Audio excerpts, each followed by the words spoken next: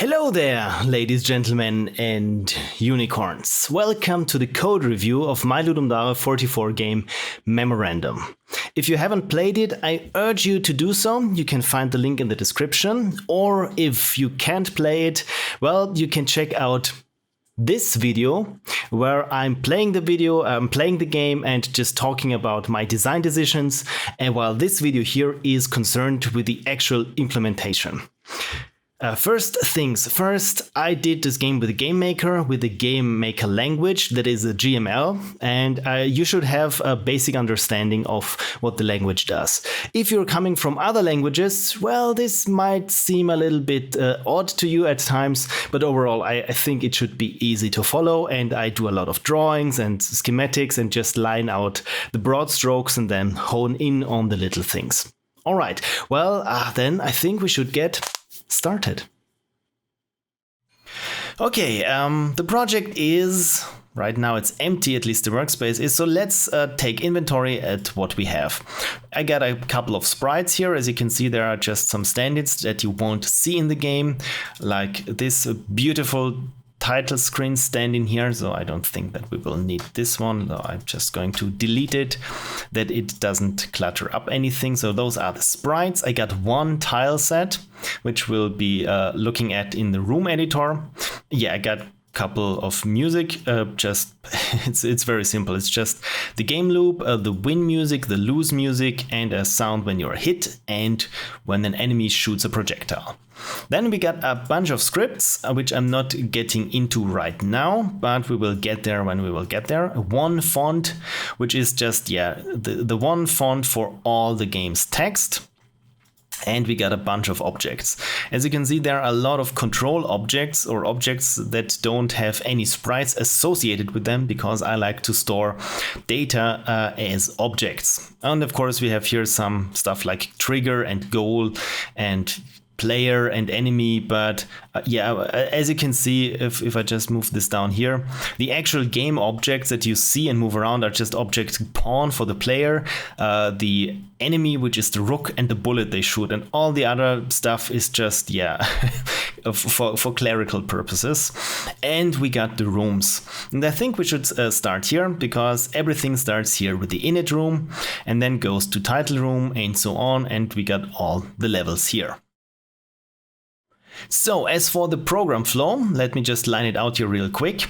So we start here with this init room, and then we head over to the title screen. And then if any button is pressed, I think any mouse button at least, then we are starting up the game, which is text game. And then it goes back and forth. This room could be either level. It's either room tutorial 1, tutorial 2, or one of those levels, or even a room last. This is pretty much where the whole game is happening. And I got here object, which is persistent, as GameMaker calls it, and this is the object control flow. I prefix all my objects with what they do. We got here an control for initializing the game. So this control init happens here in the init room. And then of course we have here CTRL title, which is just responsible for doing anything that's happening on the title screen. It's not much, spoiler alert.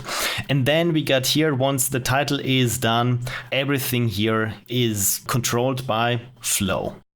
This levels room also has an individual control, and this is game 1, because at first I thought I make a variety of different mini games, but in the end I just stuck with one game and made more levels for it, because of course if you have something that you can expand without much effort, it's much easier just to make a bunch of levels than try to come up with different mechanics and implement them in the time that you have. So this game control is confined to this room here. So each of those rooms here has an individual game control. But by the way, this control flow, this also exists when we are here inside the levels. Okay, now this was the basic overview of how it's structured. Now let's get into the nitty-gritty of the objects and rooms themselves. Good, the first room, like I said, is the init room, and it looks like this. It's just a black room, and it has this one instance here, and this is the control init instance. The room is pretty much set up in a way that all the other rooms could theoretically inherit from it, because in GameMaker, if you drag a room below here, you can have this one inherit pretty much everything from the top room. Yeah, I've completely forgotten that you could theoretically inherit from it, and once I recall it, yeah, I already had all those individual levels set up. So yeah, it's probably not the most optimal part to do this, but yeah, this is how it went for me. So I'm just setting up here the room for full HD, setting up viewports, enable viewports, clear the viewport background, have a viewport that is visible, its width, its height, and of course it translates one-to-one to the viewport.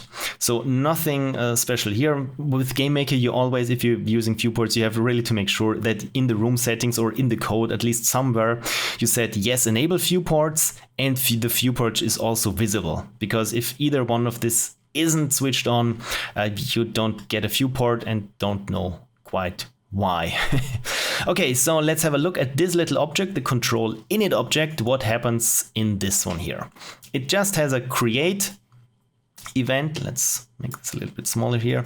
And in this create event, the following happens. First, we set up a couple of global references. So each time I'm calling on global input, I know that this will be the input control. Then we got the flow control, which is right now no one, because those are all implemented as singletons. And we got memories, because as you've seen, the game is all about memories. And I'm using an object there to hold all the players' memories, which we'll be looking at in a bit. Then debug mode is true, but right now I think I've only used it for one occasion when I implemented this debug mode variable, so it doesn't do a lot because I override it manually below, so this actually can go. Okay, then I'm doing enumerations, and you can see here what the hell is a page. Yeah, my implementation, this is when we will get to the flow object, is that everything is pages based, and you can, it's like I said, it's spaghetti code, because there are just, it's like with go to commands where I'm just switching go to the next page or go to page that is called lost 1 or lost 2 or part B1 and so on, and that I don't always have to type in integer numbers. I'm using just an enumeration that I don't, if I'm switching up pages or the order of pages, that I don't have to re-enumerate them all manually. Then, as always with my projects, a direction, because with GameMaker you don't, or at least I don't really know what is right, what is up, because a direction, for me, I always think that, it's up is 0 and right is 90 degrees and so on. But with GameMaker, since it still has this legacy of being a platformer engine first and foremost, so right, going from left to right as in platformers is direction 0, going down is 90, and clockwise and so on. So this is why I'm always using dir right, dir down, so that I myself don't get confused. Then of course we initialize the randomizer or pick a random seed for the random functions, otherwise each game would play exactly the same. Then we show a debug message, init complete, and then we go to the next room. And the next room is the title. I think I had this go to room minigame there for debugging purposes when I was just testing certain levels.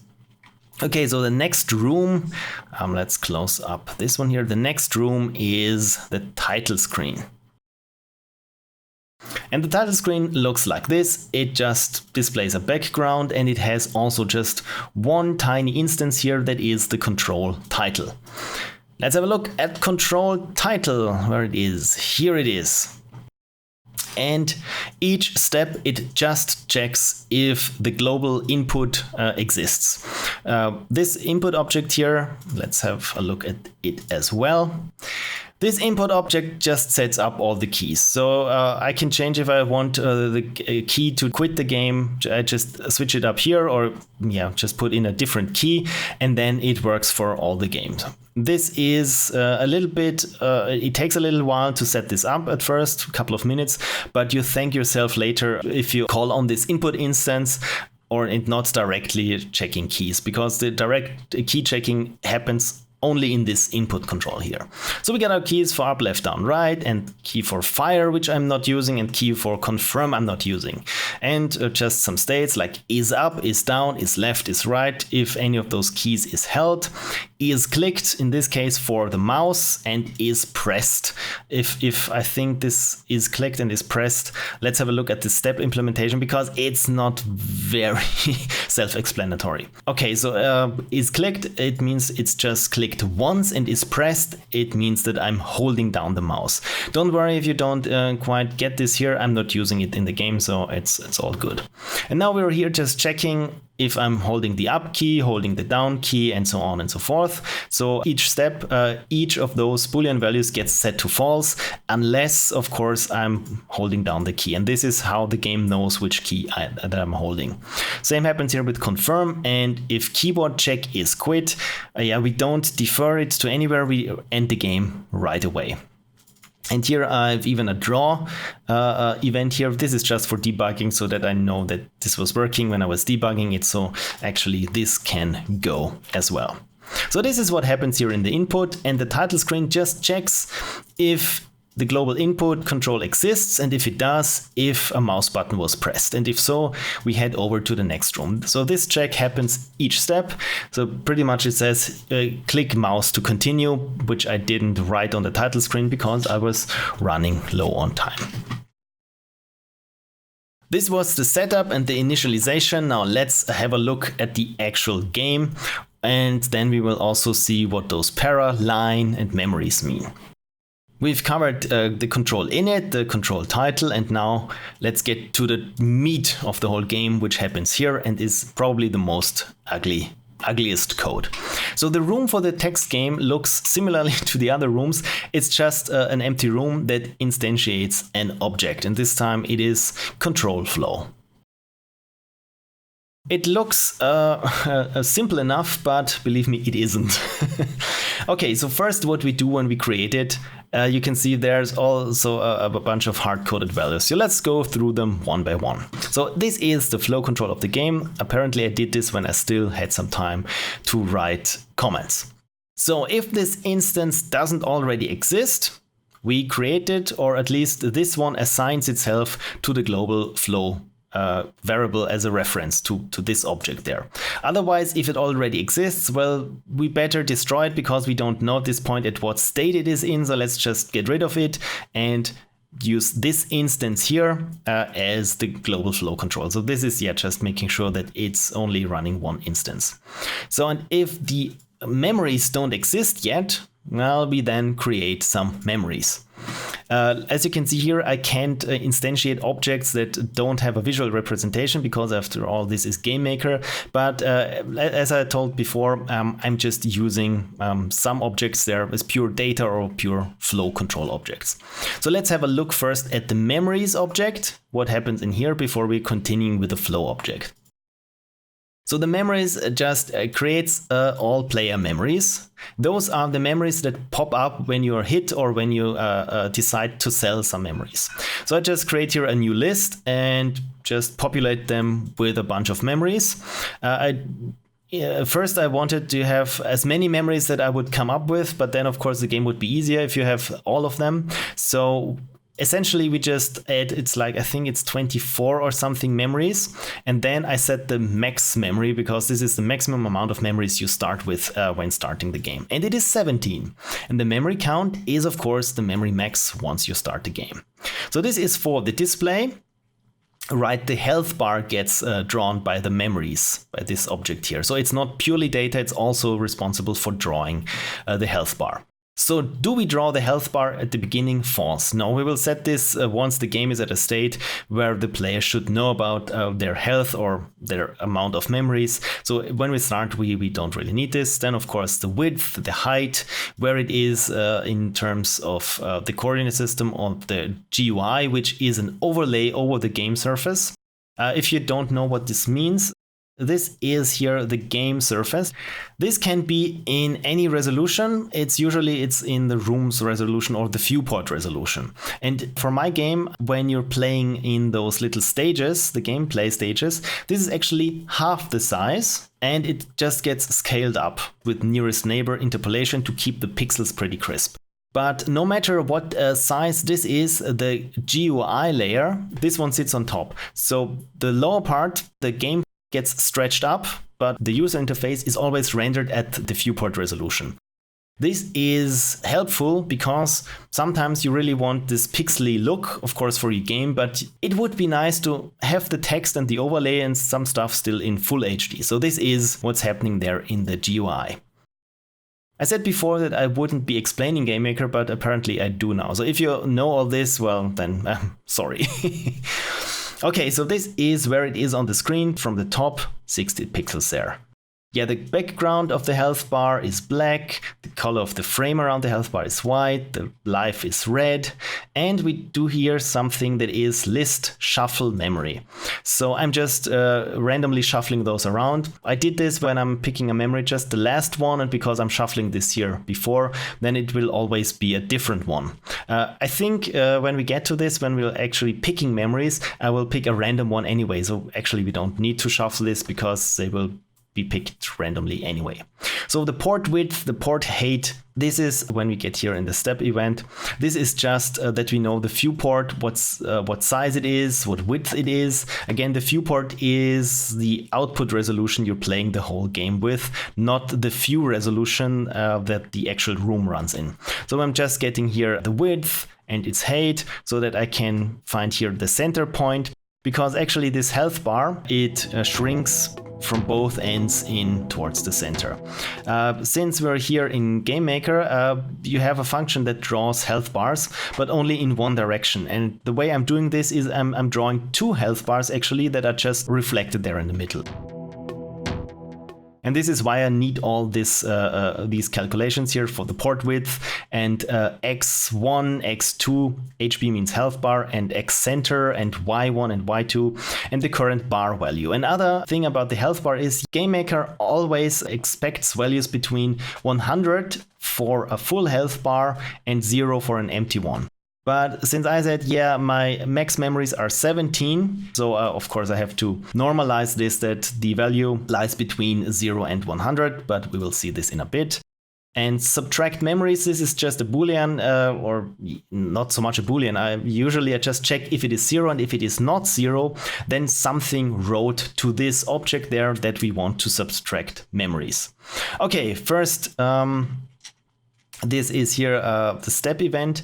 With all my objects, I have this do init thing here. This is just a Boolean. So this means that when I'm creating the object, all those default values get set from this one. But if I create let's assume I want to create this health bar from a different object, then I say just create object depth 000 health bar. Then it's already initialized with these objects. If I want to give it a different color, then in the creating object, I say color life green, for example. And this happens between the create and the step event. So once the create event fires, I know everyone has default values. And when the step event fires, I know whoever created an instance of this object overrode certain values there, and I can work with them in this do init block here. So this runs only once after it was created and after variables were set from the calling instance. I hope this makes sense. So here we are in the step, and the first time it runs, if the size of the memory is bigger than what we have as max memory, which happens here, we have more memories than our maximum memory count. And what do we do? Well, we plug one memory after another until the list size is not bigger than the max memory size. So in the end, we end up with 17 memories like we want to. This plug memory thing here, we will get to in a bit. Yeah, it's just a script that takes some memory. Cool. Okay, so here we're setting now the port width and the port height. This happens here in this initialization, not when we're creating it, because it could be possible that we're creating this one here and then we're switching to a room. And so we make sure that the first time that this is run, it is already inside a room. Okay, so x1 is port width and so on. This is just there for calculating where to draw the health bar. So this coordinate there is x1. This one here is x center. This is x2. And y1 is the distance from the top of the screen downwards. So this is y1 and this is y2. And this is all the coordinates we need to know to draw the health bars. Good, so this is just for initialization, that we know how big and how wide we have to draw the health bar. And now if subtract memories is bigger than 0, this one gets set from an outside instance, usually from the game flow control that says, yeah, the player donated some memories or the player was hit and it should subtract a certain amount of memories. So how many memories should we subtract? Well, if subtract memories is bigger than zeros, the amount we set here is the amount of memories to subtract. Subtract memories equals 0. So of course, after we've diminished the memory count, then we of course set this one here. Otherwise it would run each frame again. So we're just making sure that this runs only once. And of course we clamped now here the memory count between 0, because it could be possible that this is now -1 and the maximum amount of memories that we have in the beginning. And now here we're normalizing the bar value, so it is just the memory count we have divided by the maximum amount that we have, which is 17. So this gives us a value between 1 and 0 and multiplied by 100, and we got what GameMaker expects here, values between 0 and 100. Let's have a look at the draw GUI event. Yeah, if we do drawing the health bar, if this is true, then we set the alpha first, because there are a couple of functions that mess the alpha, and this is globally. So if you set draw alpha in one object to 0.5, and if you draw a different object, the alpha will still be at 0.5 or something. So you always have to make sure, if you want to draw something opaquely, that you set the alpha to 1. Okay, so we draw the left part of the health bar, like I said before. We draw the right bar, and then we set the color to the frame, and the frame is just spaced by 4 pixels around them. And this is the health bar that is drawn by this object memory. So it's also, like I said, a singleton that gets instantiated and holds the memories and draws the health bar, which is the amount of memories we currently have. So this happens here, the creation of this one actually happens in the init room. Let's have a look at the object itself, just to make sure. Yeah, the memories are already created here, but for some reason shouldn't they have been created, because yeah, this object relies heavily on this one here, so we have to make sure or assert in a way that it already exists. So the initial page is we start at 1. I said here page how to play or something, but if you recall there in, where do we have it, the init control, this is this enumeration here, and intro 1 equals 1, and once you set something equals here, then it just keeps the next values equals 2, 3, 4, 5, 6, 7 and so on, until you override the current enumeration value. So game over is actually the integer value of 990, just to be sure. So first I'm just saying the first page we're at is also the first page here in this enumeration, just to be sure that we're literally on the same page.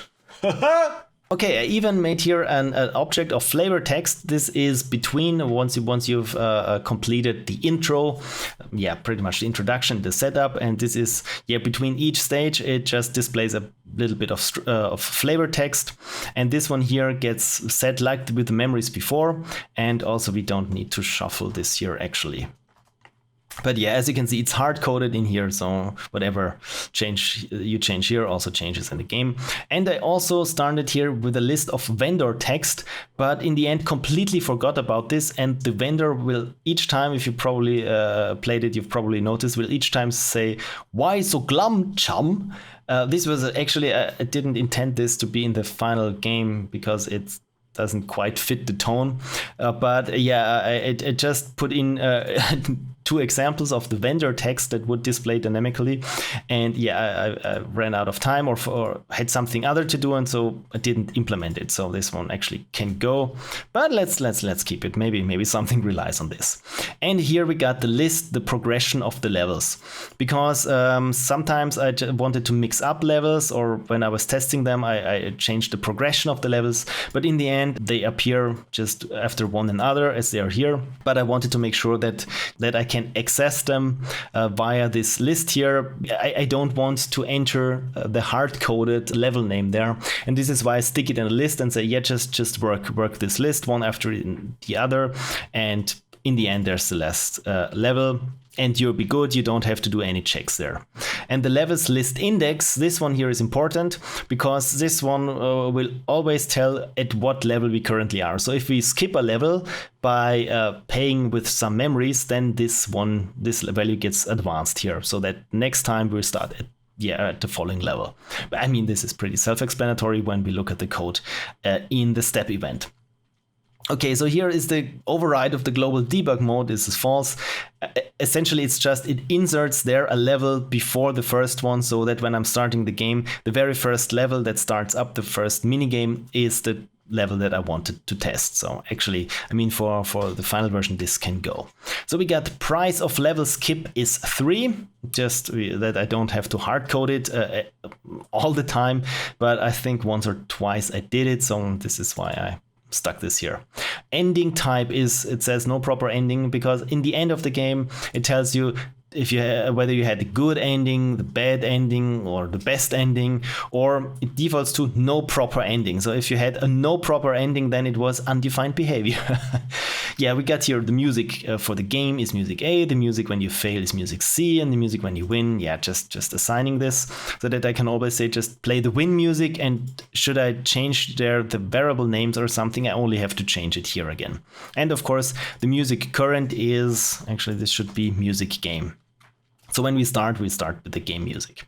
Yeah, fade step, fade alpha, and fade color. If you played the game, you've probably noticed that I'm fading. I like to fade text blocks in and out. And you can also fade out the whole game. How it works is the alpha value is a value from 1 to 0.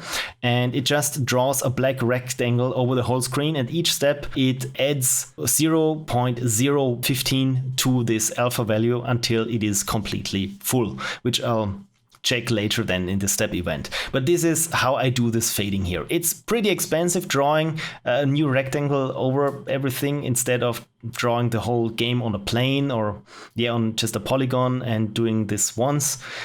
But yeah, it's a game jam game, and I think you're allowed to do this. So I'm always, if you've noticed, dividing up here my create event, the settings, where you can, as a programmer or when you're developing the game, do some settings here. And then we got the process variables, because GameMaker needs to have variables that are used in the step event and the draw event. They need to be initialized here in the create event. And those usually I don't touch here, because there's nothing to configure there. They will be just needed as counters or as flags and so on. So just to go through them very quickly. Shall we do an initialization? Yes. Or if we do a reset, then we just, this is just runs once there in the step event. So this is pretty straightforward. Mems, this will just hold a reference to, let me open up this one here, to global memories, just that I don't have to write global memories each time. It's just a reference, to the memories object. Then, of course, what page are we now? What was the last page? What's the next page? Because you can queue up pages. Right now, it's just one page. It's not a list or array or something. You just say the next page is, number, or, well, not so much number. Well, it is a number, but you just use it like this. Next page is page intro 3, for example. This is not very coherent when we will see later, but like I said, it's game jam code. So page next and page failed, or page success next failed and page next success, this is where the branching happens with the mini game. So we will see this in the step event, but essentially it happens like this. Okay, so the next page will be a mini game, and if you succeed, well, this is the page where you should go to when players succeed, and when the player fails, this is the other page they should go to. This is pretty much just holds the value of where the next page should be, depending on the outcome of the mini game. And if the page is done, well, then something happens, or we should do the current page or do the next page, or if one of the choices was clicked. And again, here now we have different code. This actually doesn't relate to this block here. This one is for display value. It's just the center port, if you recall, just the center here of the viewport. And shall we do a fade out? Right now, when we start up, we don't want to do a fade out. And now we got some ugly values here for selections. I'm just assuming that there should be no more than 4 selections. In the end, I think it's never more than 2 even, but I set up 4 selections. So this selection objects there will hold actually references to other objects, which we will get to in the step event. And for each object, it will also hold a script, a reference to a script here that should be called when one of those options or choices is clicked. And there may even be an action that should be performed. So this is select action 1 page. So for example, this one just goes to the next page and looks at this value selection action 1 page. Okay, at what page it should go. This is a little bit cumbersome because I don't think it is possible to have some kind of key value where you can pass a reference to a script with also some attributes. So this is why I had to do this ugly workaround here. And if the minigame is over, false, or the minigame was failed is false. This is, since this object there, if you recall, is persistent, this object exists when we are inside the individual levels. So we need a way to tell this object, okay, the minigame is over and the player has failed or the player has won. Please display now the next page of text. And this is why this is here, because we need to set it later. And the memories before change and memories lost since last page, I don't think I used this. It's just, I think I used it in one instance where it was just to tell the player to check if the player lost memories in a mini game, just to have the text display something differently. But I didn't use it as much because I was running out of time. Okay, let's have a look at this behemoth of the step event one by one. So we're after the title screen and we're doing a reset. Reset means, yeah, we just destroy the memories. Apparently, we want to really make sure that they weren't created before, and we create new memories. So we're pretty much overriding the memories we created in the init object and the memories we are creating here. So if I do it a third time, yeah, so I could actually delete those instantiation calls before. Anywho, so now we're just assigning the global memories object that we just created to the variable mems, because it's just 4 letters to type and it goes faster than typing global memories each time. And do reset is false, so this doesn't run twice or many times often, but we should do now the initialization. And the initialization just displays a debug message here in the output. Do init, just that it's the good old print statement where you know which part of the code is actually running. So we get the center of the port. This is necessary because we want to display text that is properly centered, because I like text that is properly centered and not just clinging to the upper portions there of the viewport. So the page now is the initial page. The page last is, yeah, also the first page. Should we do the current page? Yes, please. We now have a page that we should be doing, and do the next page. No, we don't need to do the next page. So now that we're initializing things, well, is music playing? And probably not. Just got an email. This is great. So if audio is playing, is the current music playing? Whatever the current music is, then audio sound gain. This means just for 2000 milliseconds, fade this to volume 0. It means just if any kind of music is playing at this point, just fade it out. This I had in place if I wanted, whether I wanted to have some music for the title screen, but I ran out of time, so no music is playing currently. But now the current music is the game music, and we say we want to play the game music at a priority of 5. The higher the number, the less likely it is that GameMaker will kill one of those sounds if there are too many sounds concurrently playing. So I always want the music to play, so this is why I'm giving it a priority of 5. And do we want to loop it? Yes, it shall loop. And this concludes our initialization. So this only runs once, the do reset, and the init runs once. And now we are here at the checks that happen. You know what? Let's jump ahead and do not concern ourselves with this, because when I'm going to explain this now, that it makes sense, well, it's easier if we look at the other block. This is the same thing here with minigame over and page done and so on. So let's just do what happens here the first time this runs. So do current page is true. So we skip over to clicked, we skip over minigame over, and we skip over page done. But we also skip over do next page. And the only thing we do now here, when the first time this is run, do current page. And this is pretty much the whole game, the whole text game. This is just a huge switch statement. So if we should do the current page, well, we display a debug message, we're doing the current page. Then we set this to false, that it only runs once. I do this up here just to make sure that it really is the first thing that happens is this only runs once. And here we're just counting the memories lost since last page is the memories before change minus the memories, the memory count that is current. So this makes sense. The memories we lost since the last page, because we're doing the current page now. So we're switching the variable page now. If you recall, this is one of those process variables we set up, page now, and is page init, and page init is 1, I think. Yeah, so we're starting at the first page, which is the page intro. So as you can see here, it's just a huge switch statement that switches on which page we are now. And depending, it's case 1 is the intro, page how to play. And for each case, I have a different kind of code that... Got another email. This is great. I just got another code that runs, but essentially that this is this huge switch statement. And here after the switch statement is this do fade out. This happens, I think, only once in the game when you clicked on let it end on this button here, and it set this here to do fade out. If we do fade out, it just draws a black rectangle over the whole port and adds this alpha step with each step just to alpha. And if alpha is bigger than 1.5, then the game just closes. Why 1.5 and not 1?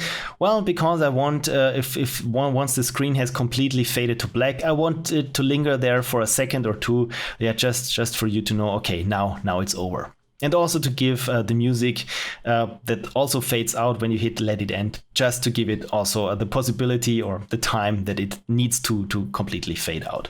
Okay, so let's go through the game one by one. So what happens here when we're here at the page intro? So you can see here I'm starting a local variable that's called para. And interestingly, this happens on each and every single case. Why didn't I do this here on top? Well, because I thought maybe I want to do things differently for certain cases, so let's stick it all in there. So the first thing I do is create a para instance at 10, 10, 10. It doesn't really matter at the location where, because it gets set in this para object by itself. Then the para owner, this is all just one line here that is separated with semicolons, just that I have it, can copy and paste it at each time that I need it. But essentially as a code block, it looks like this. So the para is a paragraph, essentially, which we'll be looking at in a bit. I'm just going through this little block of code here. So we're creating a new paragraph and saying the owner of this paragraph is the ID. It is this control object there, because the paragraph expects an owner. And if it doesn't have an owner, I think it destroys itself, just not to cause any errors. And we initialize the text of the paragraph here to nothing. Why am I doing this? Because usually I'm just doing plus equals so that I'm always adding to the paragraph, and so that I can just copy text around there. I think here you can see I'm just adding, and this is to make sure that there's no text in this paragraph. Good, so we have an empty paragraph. So now let's set the text of this paragraph, and we start with darkness, all-engulfing darkness, and so on and so forth. And then just doing a line break there. And now we got another variable here, and if you recall, cell, this is not a local variable, this is actually set here, and this is the selection or the choices that players can make per each page. And this selection here is we create a new instance of the object line, which we'll also have a look at. And it's pretty similar to the paragraph object. It also expects an owner and a text, but it also has a last item. And the last item is the paragraph. We will see in a bit why it needs a last item. And now we also set what happens once we click on this, the action or the page that we want to go to when selection 1 is clicked is the page how to play. So this sets a paragraph that draws this text there with a line break and a clickable line of text that reads venture forth, and once you click on this, it tells this flow control here that the action that we want to go to is how to play. Okay, before moving on, let's have a look at these paragraph objects and the line objects. Okay, the paragraph object, like I said, it just draws a paragraph of text. So the text is undefined paragraph text. This is the default value. It doesn't, some paragraphs are even allowed to draw you an image, because if you specify in a sprite here and image doesn't equal -1, it just ignores the text completely and draws the sprite instead, because I wanted to have some more illustrations and this was the cheapest way to do this. And also the sub image, if you just use a sprite with just one sprite and have the illustrations as different sub images. Okay, so the width of the text by default is 1000 pixels, the font, the color of the font, and where we want to align the text, we want it to align it at the top left, and the line spacing is 16 × 2 because the font size is 16 pixels, so just that the font, the text isn't too cramped there on the screen, that it's easier or more lofty to read. Also, the paragraph text can fade in and fade out, and by default this is set that we want it to fade in and fade out. And it also has different fader steps. Like before with the object that was the flow control, you have a different amount of alpha value that's getting added per each step. I'm not using delta time here, which I should be doing. This one, just happens each step. So I'm assuming it runs at 60 frames per second. So at each step, alpha gets added or subtracted by this amount, and once it hits 0 or 1, depending on whether it's a fade in or fade out, something happens. Not mount to, a mount to fade, probably. Yeah, I was so short on time that I didn't even finish my comment here. And of course I didn't use this, but we can of course specify an offset when we draw a paragraph. So this is our screen here, and the flow control object requests a new paragraph, and it just says, I don't care about what actual coordinates, just draw me a text. And the paragraph itself decides where to draw it. Also, we can specify an offset x and an offset y, which gets, without checks, added to the x and y coordinates this paragraph object figures out by itself. This is interesting. It starts as invisible. This is, like I said before, when you create an object, it defaults with these values. And then when you start changing those default values by just accessing their variables here and setting different stuff, this one will get run once probably with its default state, and then with the next step only then it runs its initialization. With many objects I start them as invisible, and once I know that they're completely properly set up, I switch their visibility on, just to avoid any kind of popping or strange artifacts. Skippable. Some paragraphs are skippable, which means they don't require a choice associated with them. This is a little bit incoherent, but we will get to this when we will get to this. Essentially, it means, if you just click your mouse and it goes to the next page, instead of where we're here, we're having a certain selection object that we have to click to advance to the page that we specify there. So if a paragraph is skippable, it doesn't need a choice below. This is stuff you have to know. And since I just programmed this myself and I could recall or remember to always do this within the 48 hours, this is okay, but you probably shouldn't be doing it like this. So the cooldown is the steps where no skip action is allowed.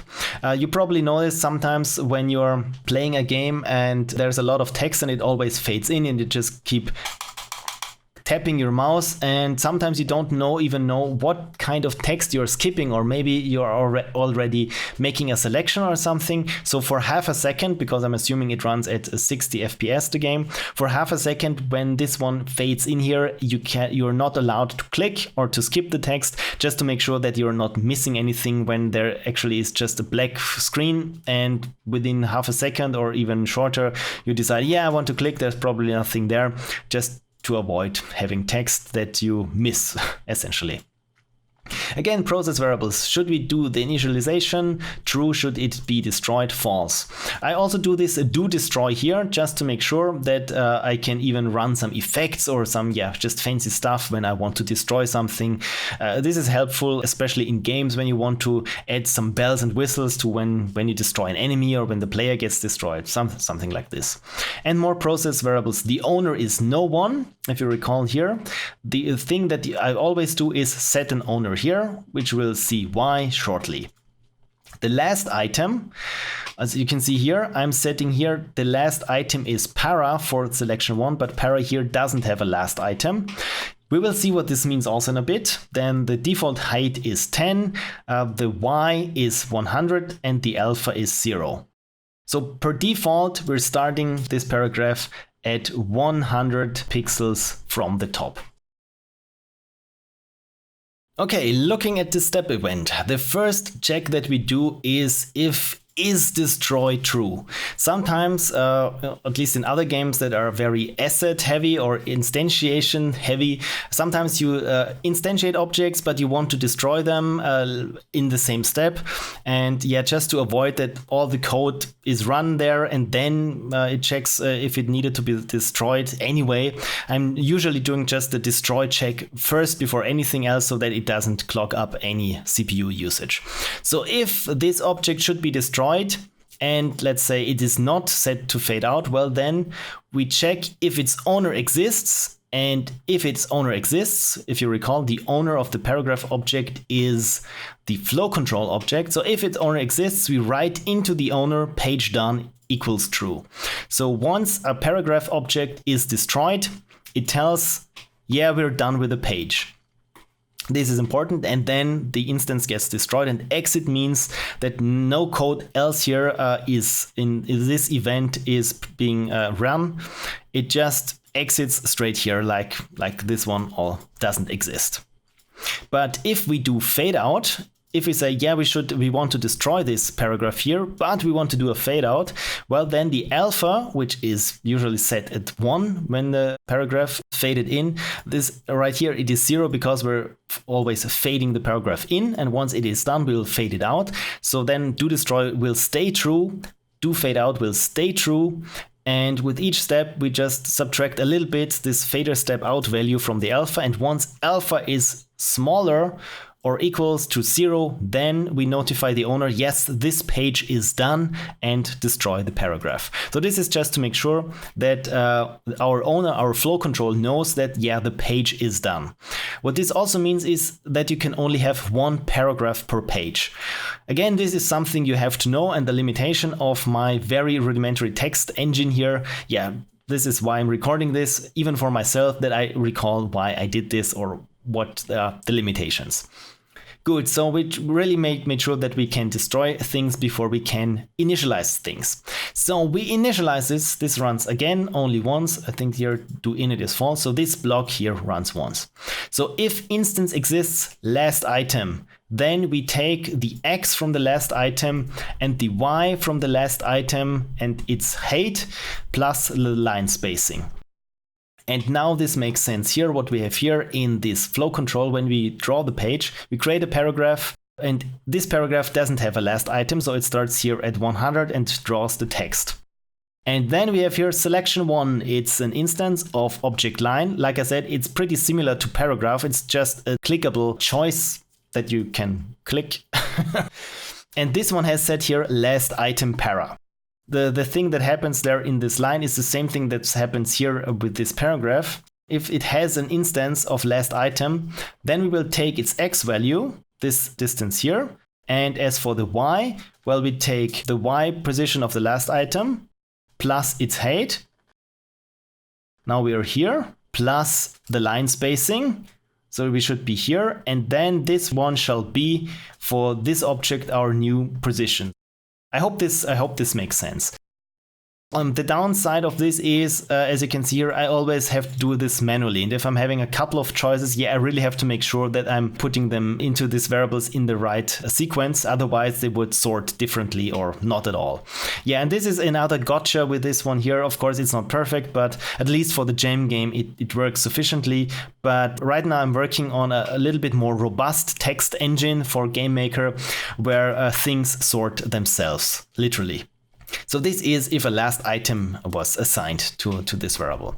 So switch align age. We can, by default, this one aligns itself to the top left, but we can, like I said, also override it. So sometimes, for example, here in the how to play section, which is the next page, then we want to have it all centered. And this is what happens here. We just check about the horizontal alignment. So if it is center, well, then we just get the view width divided by 2 as our x value.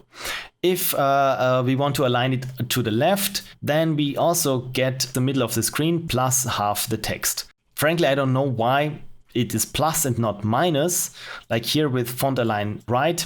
But either way, rest assured that it works, that it's always there in the right alignment. Good.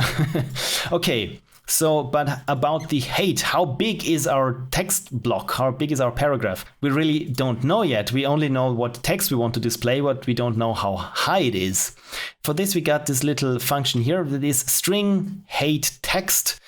And this, you just pop it in a string, then the line width and the maximum width of the text box, and it returns a height. This doesn't always work. Sometimes it has weird issues, but it worked for all the text that I had here. But sometimes, yeah, especially if you have a lot of repetitive text, this is what I've seen, it can be a little bit off, and I'm not sure if this is a bug or that I'm doing things wrong, but it's probably the latter. Good. So alpha, so once we're starting here, again, this is initialization. We get the coordinates of the last item, so just we know where to draw the thing. Then we get the alignment at where we want to draw the text. Then we get its height, that we know how high this will be, and set its alpha to 0 and say, okay, now it's visible, but since the alpha is 0 and we draw it there at this alpha value, well, we don't see anything. This is because we're doing a fade in, as it was specified here, do fade in equals true. So we're starting at alpha 0 and we will do the fading in.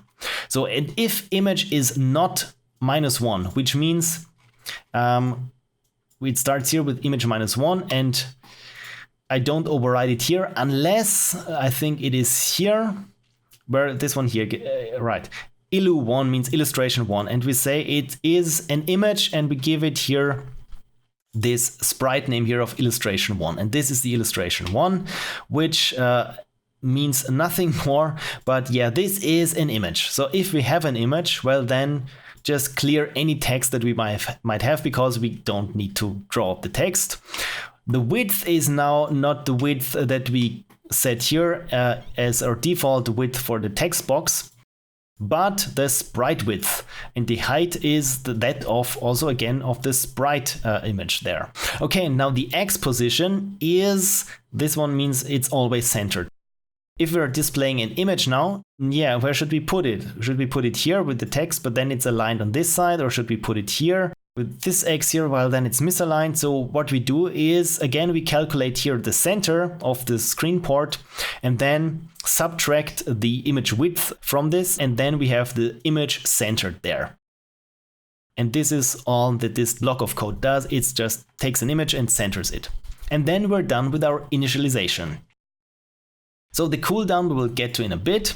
So if do fade in and alpha is less than 0. Well, this is what happens here. We start with alpha 0, so it means we're doing a fade in. So the alpha, we're constantly adding this, where do we have it? Do fade in, fader, step in value. We do this until alpha is 1. And once this is bigger, we'll just say alpha is 1 and do fade in is false. So this only runs until we have faded in the thing.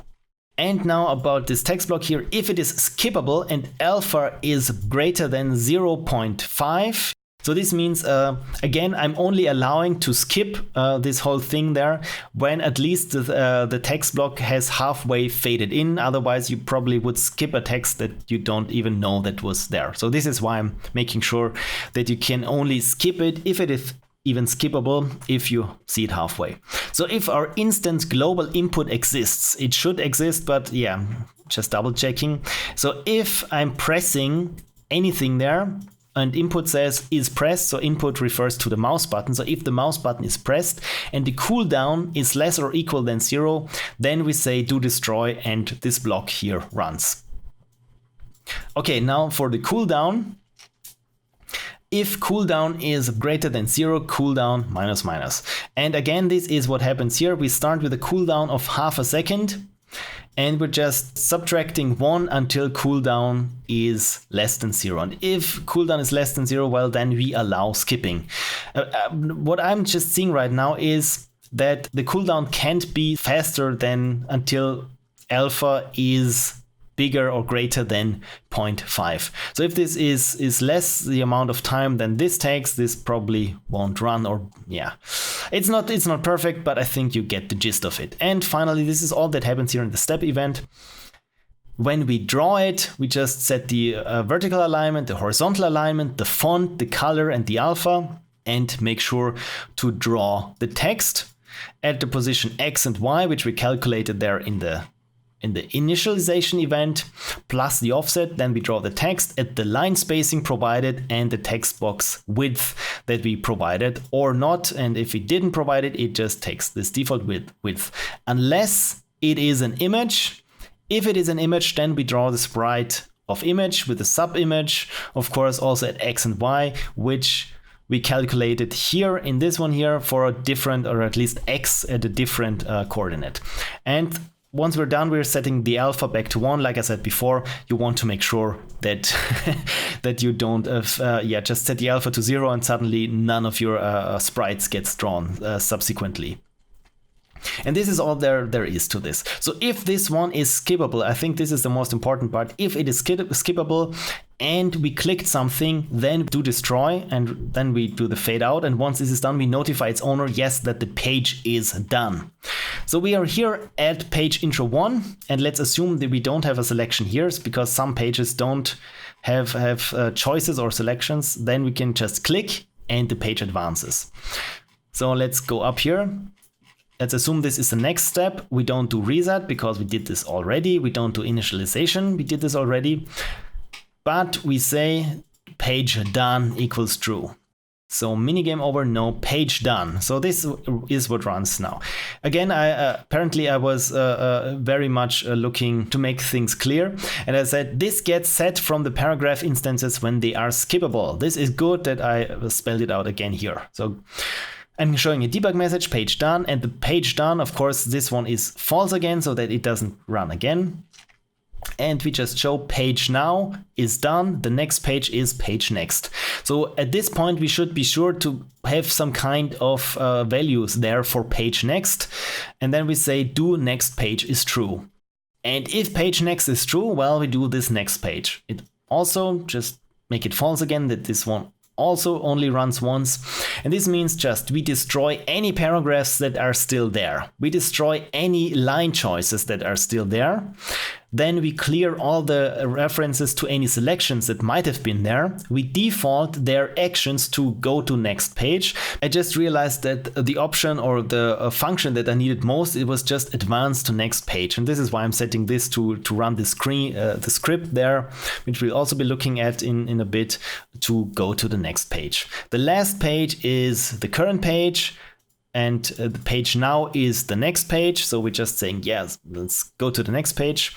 And now here we're having some hard-coded stuff. So if levels list index is equals or greater than 2, this says that we now should draw the bar for the memories, pretty much the health bar. So when you've played the game and at a certain point after the intro, when you talk to this first rook, then suddenly the health bar gets displayed. And this just checks, have we been past the first 2 levels?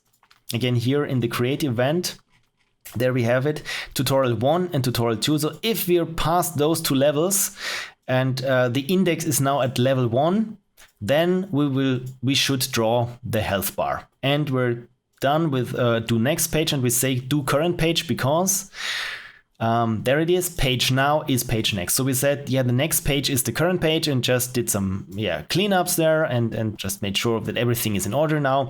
And then we can do the current page, and the current page is now, as you recall, just scroll up again, the next page next. So somewhere we should have said what the next page was, unless, like I said, we have a selection here. Just let me find there a page where this is the norm here without having selections. Yeah, I think this is relinquished. So when you said, yeah, I'm going to relinquish 1 or 2 memories, it just displays a text and then you click to advance. And this is here the text. So the loss of such memories doesn't phase you as much. This is the first time you relinquish a memory. And here it says the paragraph is skippable, and the skippable paragraphs demands that this is set. And so the next page is page part B1. Like I said, again, this only needs to be set when a paragraph is here set as skippable. It's not very obvious, this is dumb, but I really want to hit it home that when I'm watching myself explaining to me how things are working, that yeah, this is the reason how it's working. Okay, so this was the paragraph. Now let's have a look at this one here. This is the interactive selection or choice that players can make. So let's have a look at object line. Like I said, it's pretty much similar to the paragraph object.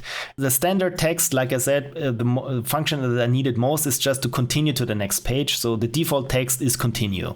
So if you just say you want a new choice here, a new selection, and you don't give it a text, it just defaults to continue. Its width is 800. This is just the width of the text box. Of course, default font color is red. Default color is red because since I'm switching colors when you hover it or don't, I need to have an additional variable to hold the original color before. Yeah, of course, you can align it like a paragraph. You have a line spacing like a paragraph. It even fades in and out like a paragraph. You can offset it. Of course, it's clickable. It also has a cooldown. Yeah, this is pretty much a copy paste of the paragraph. But it also says here is hovering. And of course, if you hover it, then something should happen. Let's have a look at the step event. Same thing as before. Well, almost. If you recall there in the paragraph, what we had before on destroy, it just says owner, page done is true.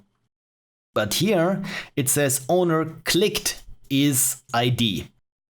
So let's have finally a look there back at the object control flow at what this means here.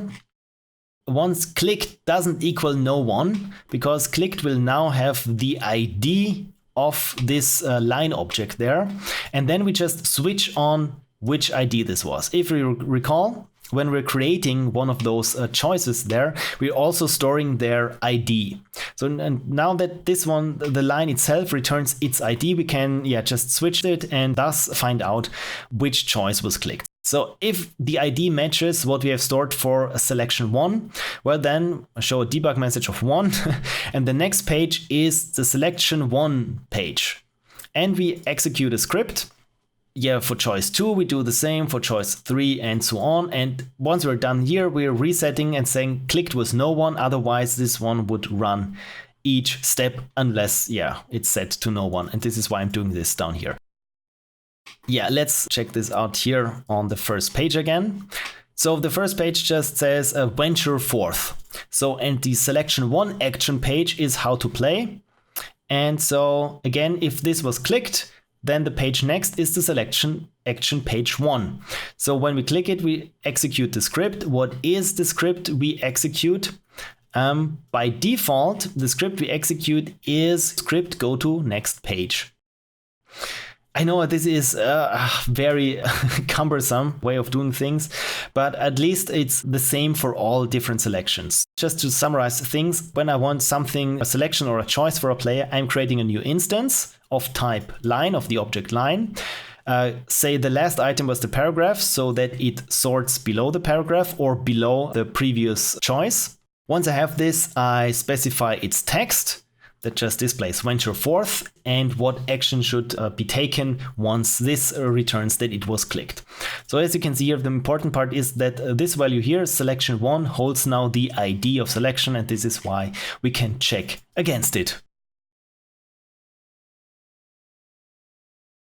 So once it's destroyed, it just returns I was clicked, and then it destroys itself. If we initialize it, again, just like with the paragraph, it gets the last items X or Y and sorts itself just below it. If there is a cooldown, again, that you don't accidentally click any kind of choices once they even didn't fade in properly, so that you can do this. This is why I'm having a cooldown. Fade in, fade out, everything is like before. But if it's clickable, then we make sure that whether the mouse is hovering over this choice or not. Usually the color is of the default color unless we are hovering. And there I even added a leeway variable.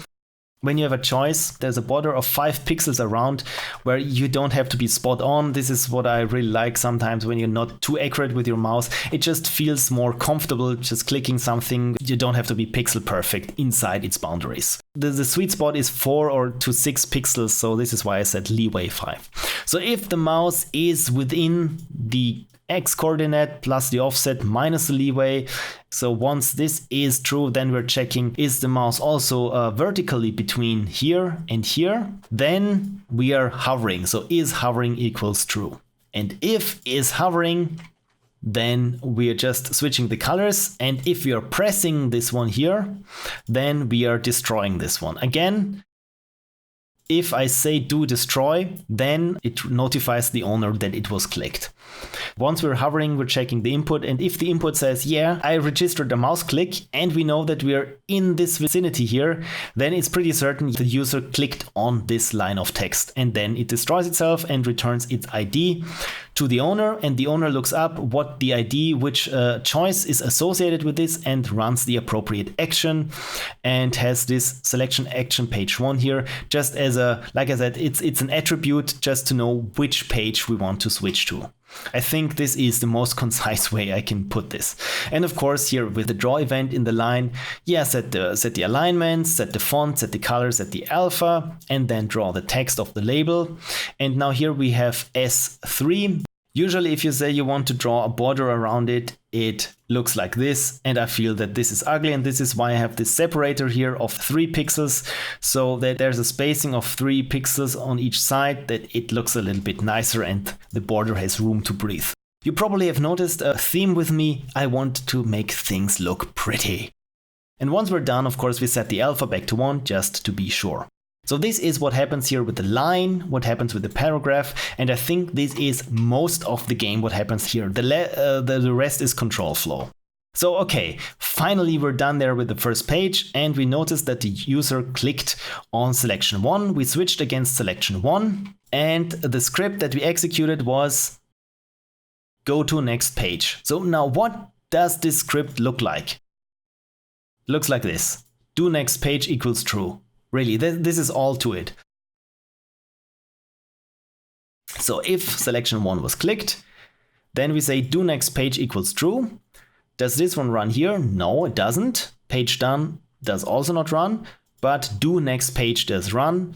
And at this point, we know that page next equals selection 1 action page. So now we got the page that we want to switch to, and this is it.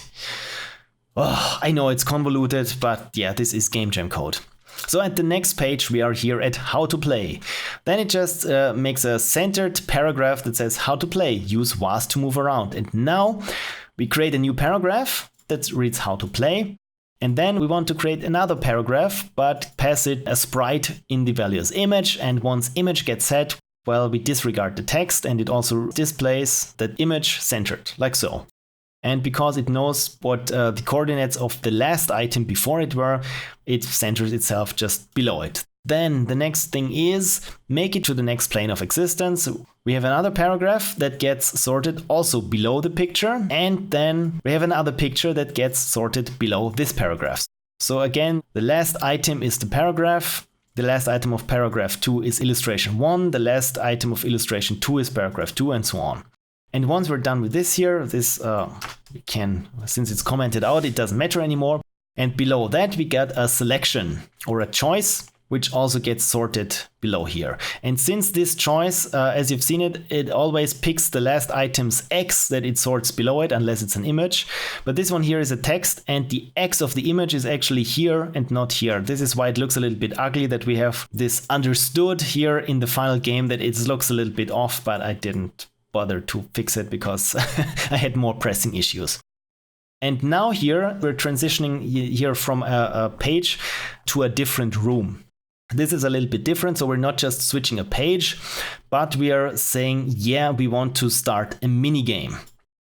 Let's have a look at the selection action that happens here. When we start a mini game, it does this. It just goes to the next room that is there in the levels list. And then once we are there, it increases or increments the list index by 1. So essentially, I mean, it's pretty obvious. If we are in this list here, if we are at level 3 and then we say, yeah, start minigame, well, then we go to level 030 and advance the index so that the next time it points to this one here. This is all that happens, but we have to manually set up also 2 variables here. And this one are called page next success and page next failed. We haven't seen those before. No, those are only get used when we are there starting a mini game. Like I said, yeah, I know it's not really intuitive, especially for programming, and very error prone, because you have to make sure to always do this when you're starting a mini game. This just means, yeah, page next success is when we succeed at the mini game, well, we should go to page intro 2. Once we failed the mini game, we should go to page intro 2.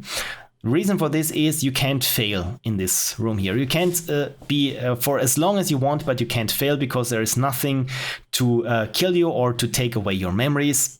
So this is why we can't fail, and we just go to the next page that is success. So let's assume the minigame is already set up and running. So once we click understood, just to reiterate things, then at this point, then the line said, yeah, I was clicked, this ID was clicked, so clicked isn't no one anymore. We check against, which selection was clicked. Yeah, it matches the ID of selection 1. Okay, then the next page is what? Yeah, when running a minigame, this one here doesn't matter. I know I know. But we execute the script that says start minigame and instantly switch to the minigame room. Okay, and at this point, we can look at the actual game rooms for a change. Okay, so we are here in the room editor, and this is the first level you see as a player. You don't see it like this, but you see it more like this, sans this little question mark there. So this room is set up pretty much like all the other rooms there with just minor variations. So let's go through the layers one by one, and then we will look at the code. Okay, I'm just disabling all those here. So we start with just a background image, which is this nice little 1-bit star field. Then we got here some tiles for decoration. As you can see, those are not important tiles. Those could be anything. This is just for players that they know where they can step on and where not. The actual important tiles are here. Those are the tiles that are important to gameplay. This is the exit and also any other obstacles here. Important to notice also is here, this is just also actual visual representation. It doesn't matter if a player steps on there or not. There is no collision checking for those tiles there. The collision checking happens here in the colliders bit. By the way, instances is the player and all the enemies there. So here in the colliders bit, we have an object of type collider, and it's pretty self-explanatory what this does. Yeah, if you just play the game, and it just checks for all the objects that could collide with something, like players or the projectiles or the enemies, if they are colliding with something. And just to make sure that I'm always disabling them or just hiding those, those are those ugly purple rectangles here. And yeah, since like I said, sometimes I just have whole sets of blocks that I want to treat as a collider. I don't need a collision mask for each and every single individual block. I just need one of them for all of them, essentially. And those green things here, or in this case, it's just one, this little green box there, is a goal. And a goal is also an object that behaves like a collider. It's pretty much a trigger, as in Unity, where you just, when you enter it with an object, where you collide with another object, it performs a certain something. In this case, it's very simple. I think it's very also not very abstract. It just says, yeah, when a player hits a goal, well, then player level is done or something. But we will get to the code part of it in a second. And the last part here, which I always forget to enable again when I'm done with, is where the bullets, the projectiles, because I want to sort them on top of everything. Because as a player, some games it's very aggravating when there are bullets or projectiles that are behind enemies and you don't see them and you feel like getting ambushed unfairly. And this is why I'm always spawning bullets on the topmost layer. Well, even on top of the bullet sits, of course, the user interface, but yeah. And as you can see here, like I said, this question mark here on the instances layer, this is control game. And this is, the game control object, and we'll be looking at it, what it does right now. By the way, as I wanted to point out now with the flow object, this object is persistent. So while we switched to the game room, by running this script start minigame, we just went to a different room, but in the background, this object still exists. And that it doesn't run, it is important that it only continues if the minigame is over. And this is why this if block is here. And we will see how this interacts now with the game object. So the object that is in charge of running the game is, of course, control game 1. Why game 1? Because I wanted to have more games. As you can spot here, this one is not persistent, which means it doesn't linger when the room is destroyed or when we switch the room, because each of those levels has its own game control object. So when we create the game, the following happens. First, we check if there already is an input control. I don't want to have those checks if, W is pressed, to have them in each object individually. No, I want this in a central place. The input control, and then I'm just checking if in this object the input control up is true. So just make sure that we have an input control, and if not, we create it. The input control is also persistent. Chances are that it should exist, but I think for debugging purposes I wanted to make sure that it really does exist.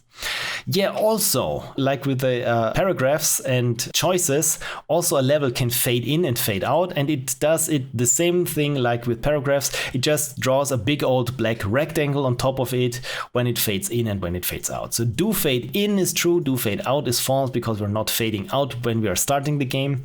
And do start. Do start activates all instances when the level is complete.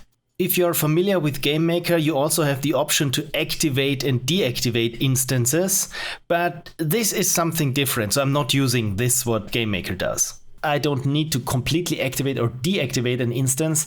I just want to deactivate certain parts of it, and this is why I'm running my own code, which we will get to in a bit when we look at the pawn, the player object, and the enemy object.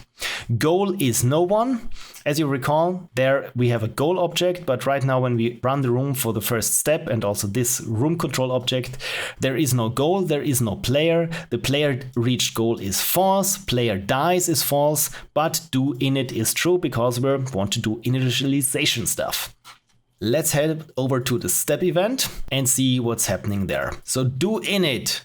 When we initialize the room, well, the player is, we find the first instance of the pawn object. of course, this one here, the player. So if there are more than one players there, yeah, we only care about the first player there. If I were making a level editor, of course, I would limit the editor that you couldn't place as many player objects as you wanted. But for now, since it was me working on this, I always knew that I only had one player object. Okay, the goal is the same thing. We just find the first instance of this goal object here, this green rectangle. And the goal instance to check is player. This is, since goal is a child object of trigger, we probably have to look into these objects first.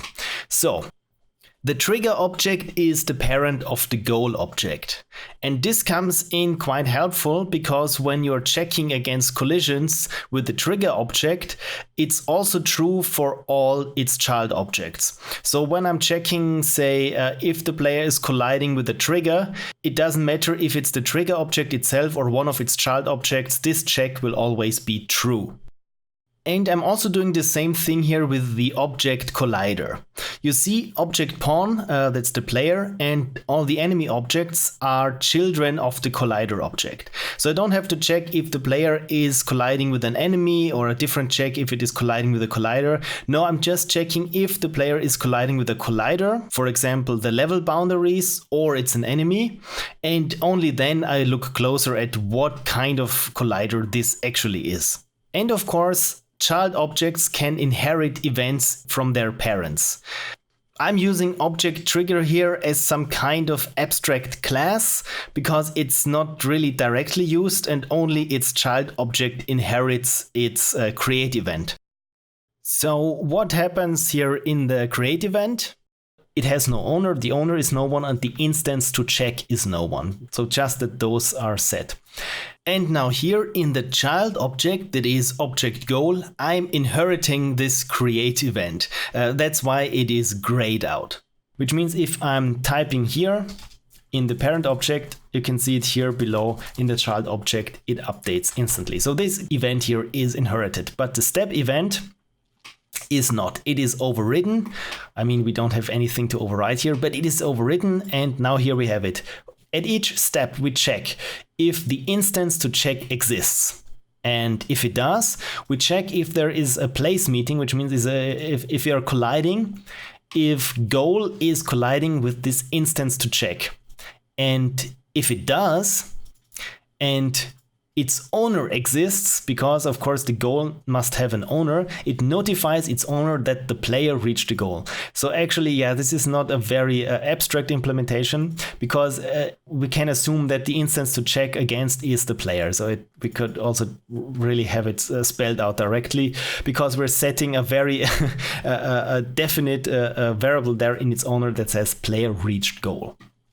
And this is what we're doing here in the object game control. We're just creating this goal here, or finding the goal instance actually, this one here.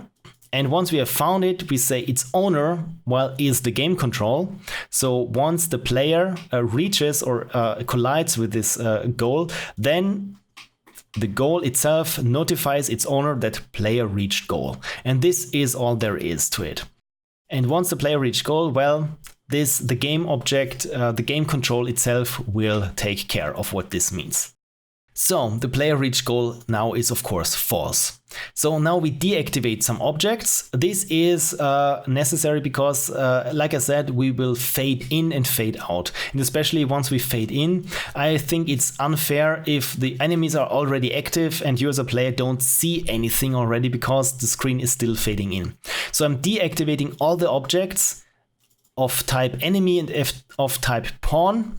So I also have here just a little script, and it just takes an object that we want to set to active, and should we want to activate it, is this a little attribute here. So no, it's false.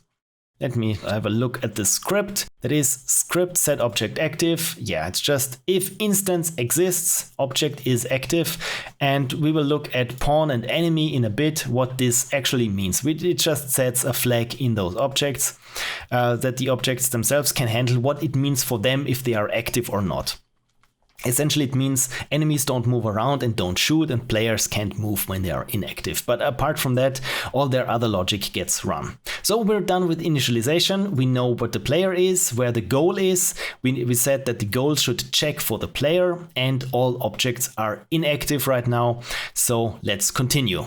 So if clicked is no one, I think this is still a remnant from the paragraph code that I used there. Either way, yeah, let's continue. So now we check the global variable memories. If you recall, the memories object stores the current amount of memories and draws the health bar. So if the memory count is less or equal to 0, well, then we die, because each time we take a hit, it subtracts the amount we were hit with, the damage from the memory, from these memories, and when health is 0, game is over. And then we just say the player dies. And then we have again the game control itself deal with what it means when the player dies. So this is the next block here. So if player dies, well, then we notice the game flow that the mini game failed. Like I said again, the control flow always exists in the background. So this is, now we're setting here that the mini game is over and the mini game was failed. So we say here, yeah, minigame failed and minigame is over. Then with the object pawn, accept collisions false and accept input false. In other words, so if the player dies, we don't allow them to move around anymore because they're dead. I think if you're doing some game dev yourself, I think every one of us had this funny little bug that when the player was killed and you had this little corpse sprite, but you didn't deactivate their input, and then players could still move around their corpse that was just scraping across the floor. So this is why I'm not accepting input anymore and also not accepting collisions anymore, because when the player is already dead, there's no point in enemies colliding with the corpse of the player and so on. This is why I'm just switching off collisions. To do, apparently I don't need to do this anymore because the game works as it is. So if the player dies, we want to fade out to end the screen. So do fade out equals true.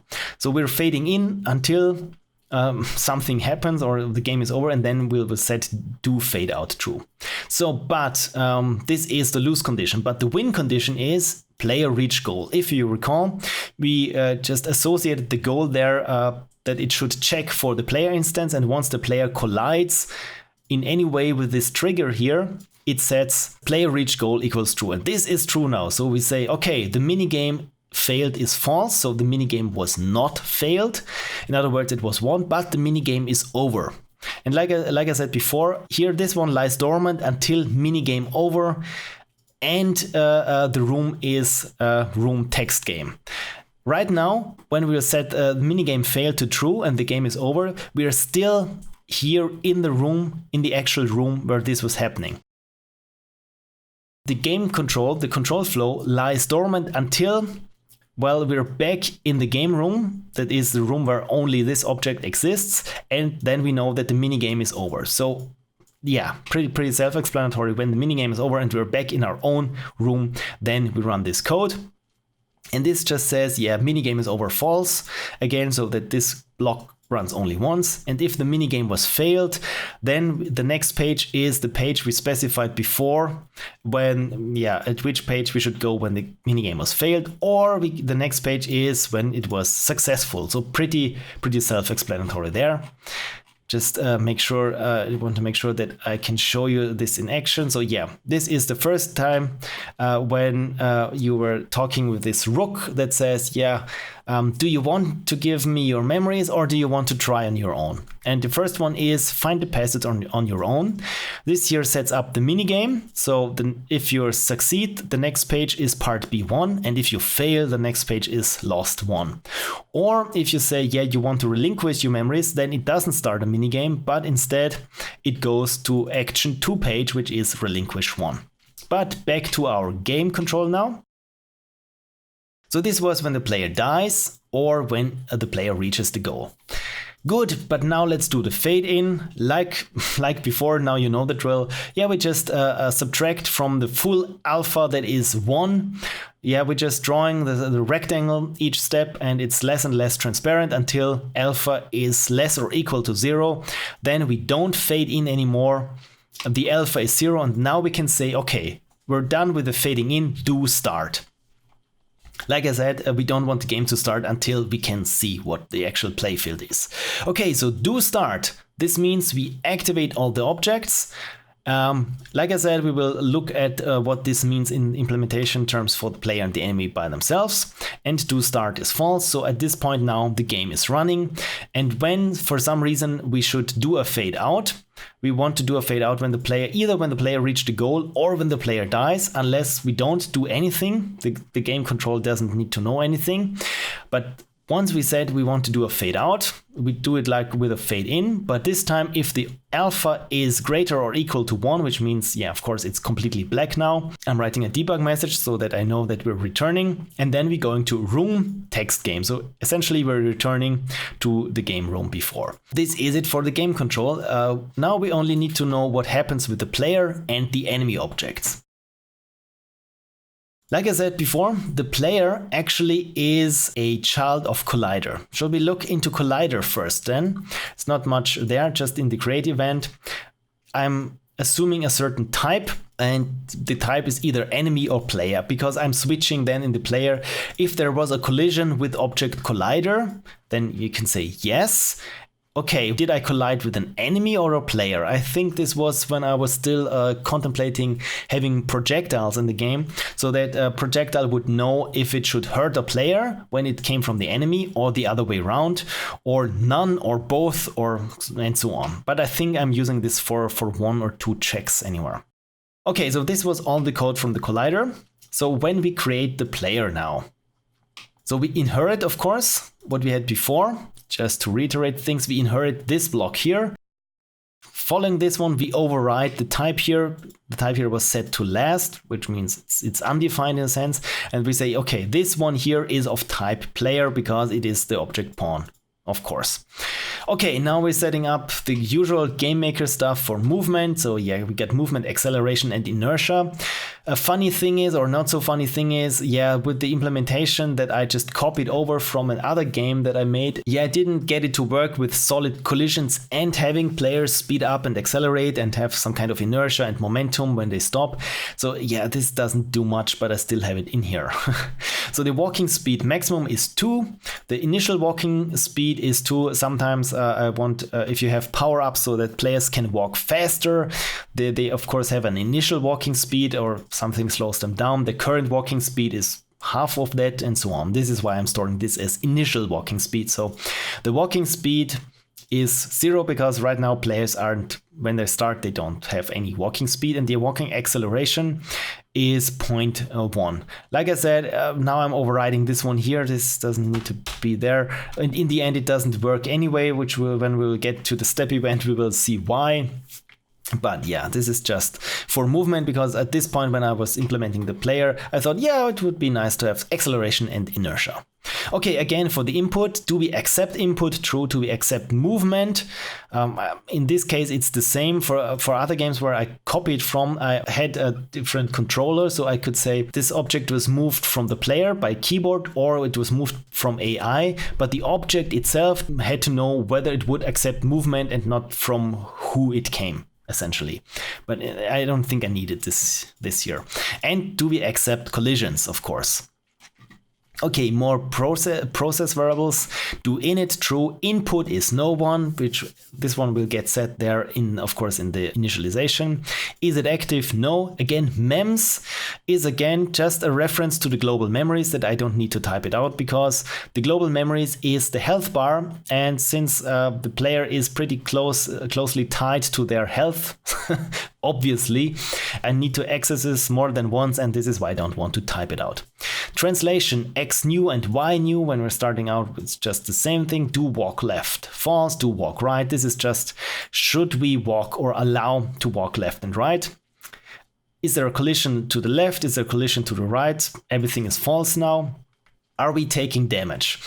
Also, I will be checking if damage equals 0, because when a projectile hits the player, which we'll see in a bit, all it does is it destroys itself, but before that it copies its damage value to the player damage. And once damage doesn't equal 0, well, then the player took a certain amount of damage, yeah, this amount of damage, or whatever the bullet or the enemy wrote into this variable. Then of course we have a damage cooldown, so you wouldn't take damage 60 times per second. So the cooldown is 45 frames. So it's a little bit more than half a second. So it still stings, but yeah, the cooldown essentially means you can only get hurt once within 45 frames.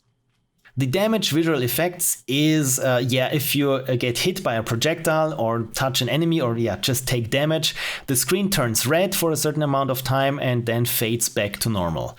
Yeah, this happens the exact same way like I'm doing it with fade ins and fade outs. It just draws a rectangle over the screen of a certain color, and this time it's red, and subtracts 0.2 alpha per step. So this means for 5 steps, we're just fading in from complete red. Sorry, the office chair creaking again. I should really get a new office chair. Over 5 steps, we're fading in from complete red to none at all, just completely transparent. And of course, what we all know from the good old games is that you flicker when you're invincible. And I thought this was very common, or everyone of us gamers understands that when you're flickering, you are invincible for a certain amount of time. And this is what happens here. And so each 5 steps, it flickers between you're visible and you're invisible. This is also why I need an alpha value here. And I'm even doing delta time here, and I don't think this is fully implemented, but I copied over, like I said, from an existing snippet of code that I had for player movement, and it didn't quite work. But it's nice to have it here, a half-assed implementation of delta time. Good, now let's look at the step event, what happens each step for the player. Okay, before we're doing any kind of initialization, we just say if is the player, is it active? And the only thing we do is, yes, we make it visible. But apart from this, now we exit here. And like I said before, exit means none of the code below exists. So we're just skipping there until the player is set to active. Because of course, if it is inactive, we don't need to initialize it. We don't need to assign it a certain input, nothing like that. We just want to skip it until it becomes active. Okay, if it becomes active, well, then we do the initialization because it was set here for do init was set to true. So once it is active, we can finally run this do init block and then deactivate it so it only runs once. And all it does is we assign the input to global input, just that we have it locally stored, that we can access it faster. I think it is a little bit faster, but in terms of GameMaker global variables, and yeah, it's not that slow unless you're doing like 5,000 instances each frame. Okay, again, we have here the delta time calculations. Like I said, I'm not sure if I'm using delta time, but it's nice to have it anyway. And I can see here a bug. You see this depth equals minus y, as it actually should be, works like this. When you want to sort a sprite on top of another sprite, if you use depth equals minus y, well, the sprite that's closest to the bottom of the screen sorts on top of the other sprite. Of course, you need to set the pivot of the sprites to their lower bottom. And yeah, this is what I tried here, but it should read depth equals minus y. Okay, do walk left false, do walk right false. So we're not walking, we want to make sure that those are all set to false. And if we are accepting input, then we are checking if in this input there, any button is held for left or right or up or down. At this point, we know, okay, the player is instructed to move left, up, right, or down. Okay, so now we should probably, before we're doing the movement, we should check for collisions or do the movement and check collisions and then check if the movement was valid. Okay, so now we're just resetting here. Okay, let's assume there's no collision right now and say x new is the current x and y new is the current x. So that those are just candidate values which will be operating on, because if there is a collision on some level, maybe on the horizontal or the vertical, then we need to roll back to the previous value. This is why I'm storing those here. So if we are accepting movement, so first we're accepting input, and if we're accepting movement also, so if do walk right is greater than 0, Input just returns right now for is right or is left 1 or 0, but my implementation that I copied was, yeah, if you're having an analog stick, you don't want to push it all the way to the left, if you just want your character to move a little to the left, and this returns a value between 0 and 1, for 1 is of course the full left movement, and this is why I'm checking if it's greater than 0 and also adding things or multiplying things with the do walk right value.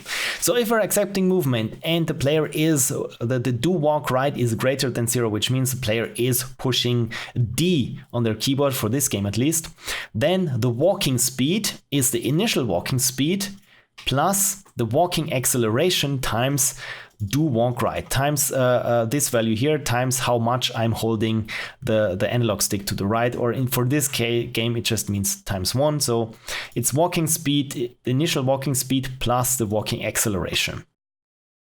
And this is why the acceleration doesn't quite work, because I'm just adding things up. So we're accepting movement and the walking speed is just this one here, and it's not really accelerating that much. Yeah. Crappy GameMaker code, I'm really sorry, Game Jam code also. So yeah, you're free to improve things here. And we'll do this for all the directions, left, right, up and down. And also we have here this special case for diagonal movement. Again, I'm doing my crappy little hack. So if we're walking down or walking up and walking left or walking right. So essentially if we're walking diagonally, then the walking speed is the initial walking speed times walking acceleration times do walk down. Just do walk down is just digital input. So either you fully walked up or down or left or right. So it's either 1 or 0. It doesn't matter what direction. I just use this to get some kind of, actually, you know what? I could have pretty much deleted this, but yeah.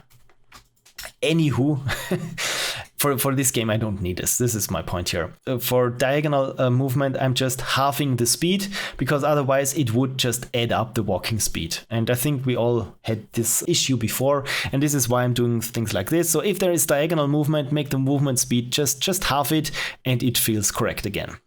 Okay, inertia doesn't work, so I don't think we should be looking through this here. In the end, I'm just adding up if do walk left and do walk down. So if this is greater than 0, it means the player is holding down a button that's left or right. But if it's not held down, and I'm checking between, is the new X greater than the previous X value, well, then we're probably still moving into the right direction and we're not moving left. This is a hack and it doesn't work, so I'm not getting into it very much. Yeah, I'm just clamping stuff here. It doesn't work. It doesn't work. Because right now here I'm just doing do walk right and do left, and because this thing, at least the rationale to have it here was if we're not moving but actually still moving because of momentum, let's still pretend we're moving, so that the following if block thinks that we're still holding down the movement button, something along those lines. Like I said, it doesn't work, so yeah, just don't bother. So if we now say do walk right, so we got here the input, so do walk right equals 1. So okay, we're holding D, so we want to walk right. If we're accepting movement, well, now we got the walking speed. Now we should do the actual movement, and this is what happens here. So the X new. Now we add just the walking speed when we're walking right to the X coordinate, or subtracting it if we're walking to the left. And now here we are checking if there is a collision with an object of the type collider. And if so, then collision right in this case equals true. If you're colliding to the left, well, then collision left equals true. Same for up and down. Okay, so now we know that the player is holding right. We know their walking speed if they are walking diagonally, and we now know if there is a collision. So let's assume now there is a collision. First, I'm having here a local variable that says collided with, no one, because we want to know with what we collided with. So okay, so let's say here we have a block that the player could collide with, and the player is holding right. Now we're moving right, and we know that there is a collision. Now we store what this is, the instance ID of the thing we collided with. And as long as there still is a collision, then we move the player the opposite direction until there is no collision anymore. And now at this point, we still know the ID of this object here. And this is what happens here. So if you have a collision right and a collision top, yeah, those are special cases for collisions that also diagonal collisions, just to make sure that they are pretty solid. So if you have a collision to the right and to the top, then we check one of those instances we collided with. It doesn't matter which one exactly it is if we have to, just that we have one of those. In newer Game Maker versions, you can also get a list of all the objects you collide with.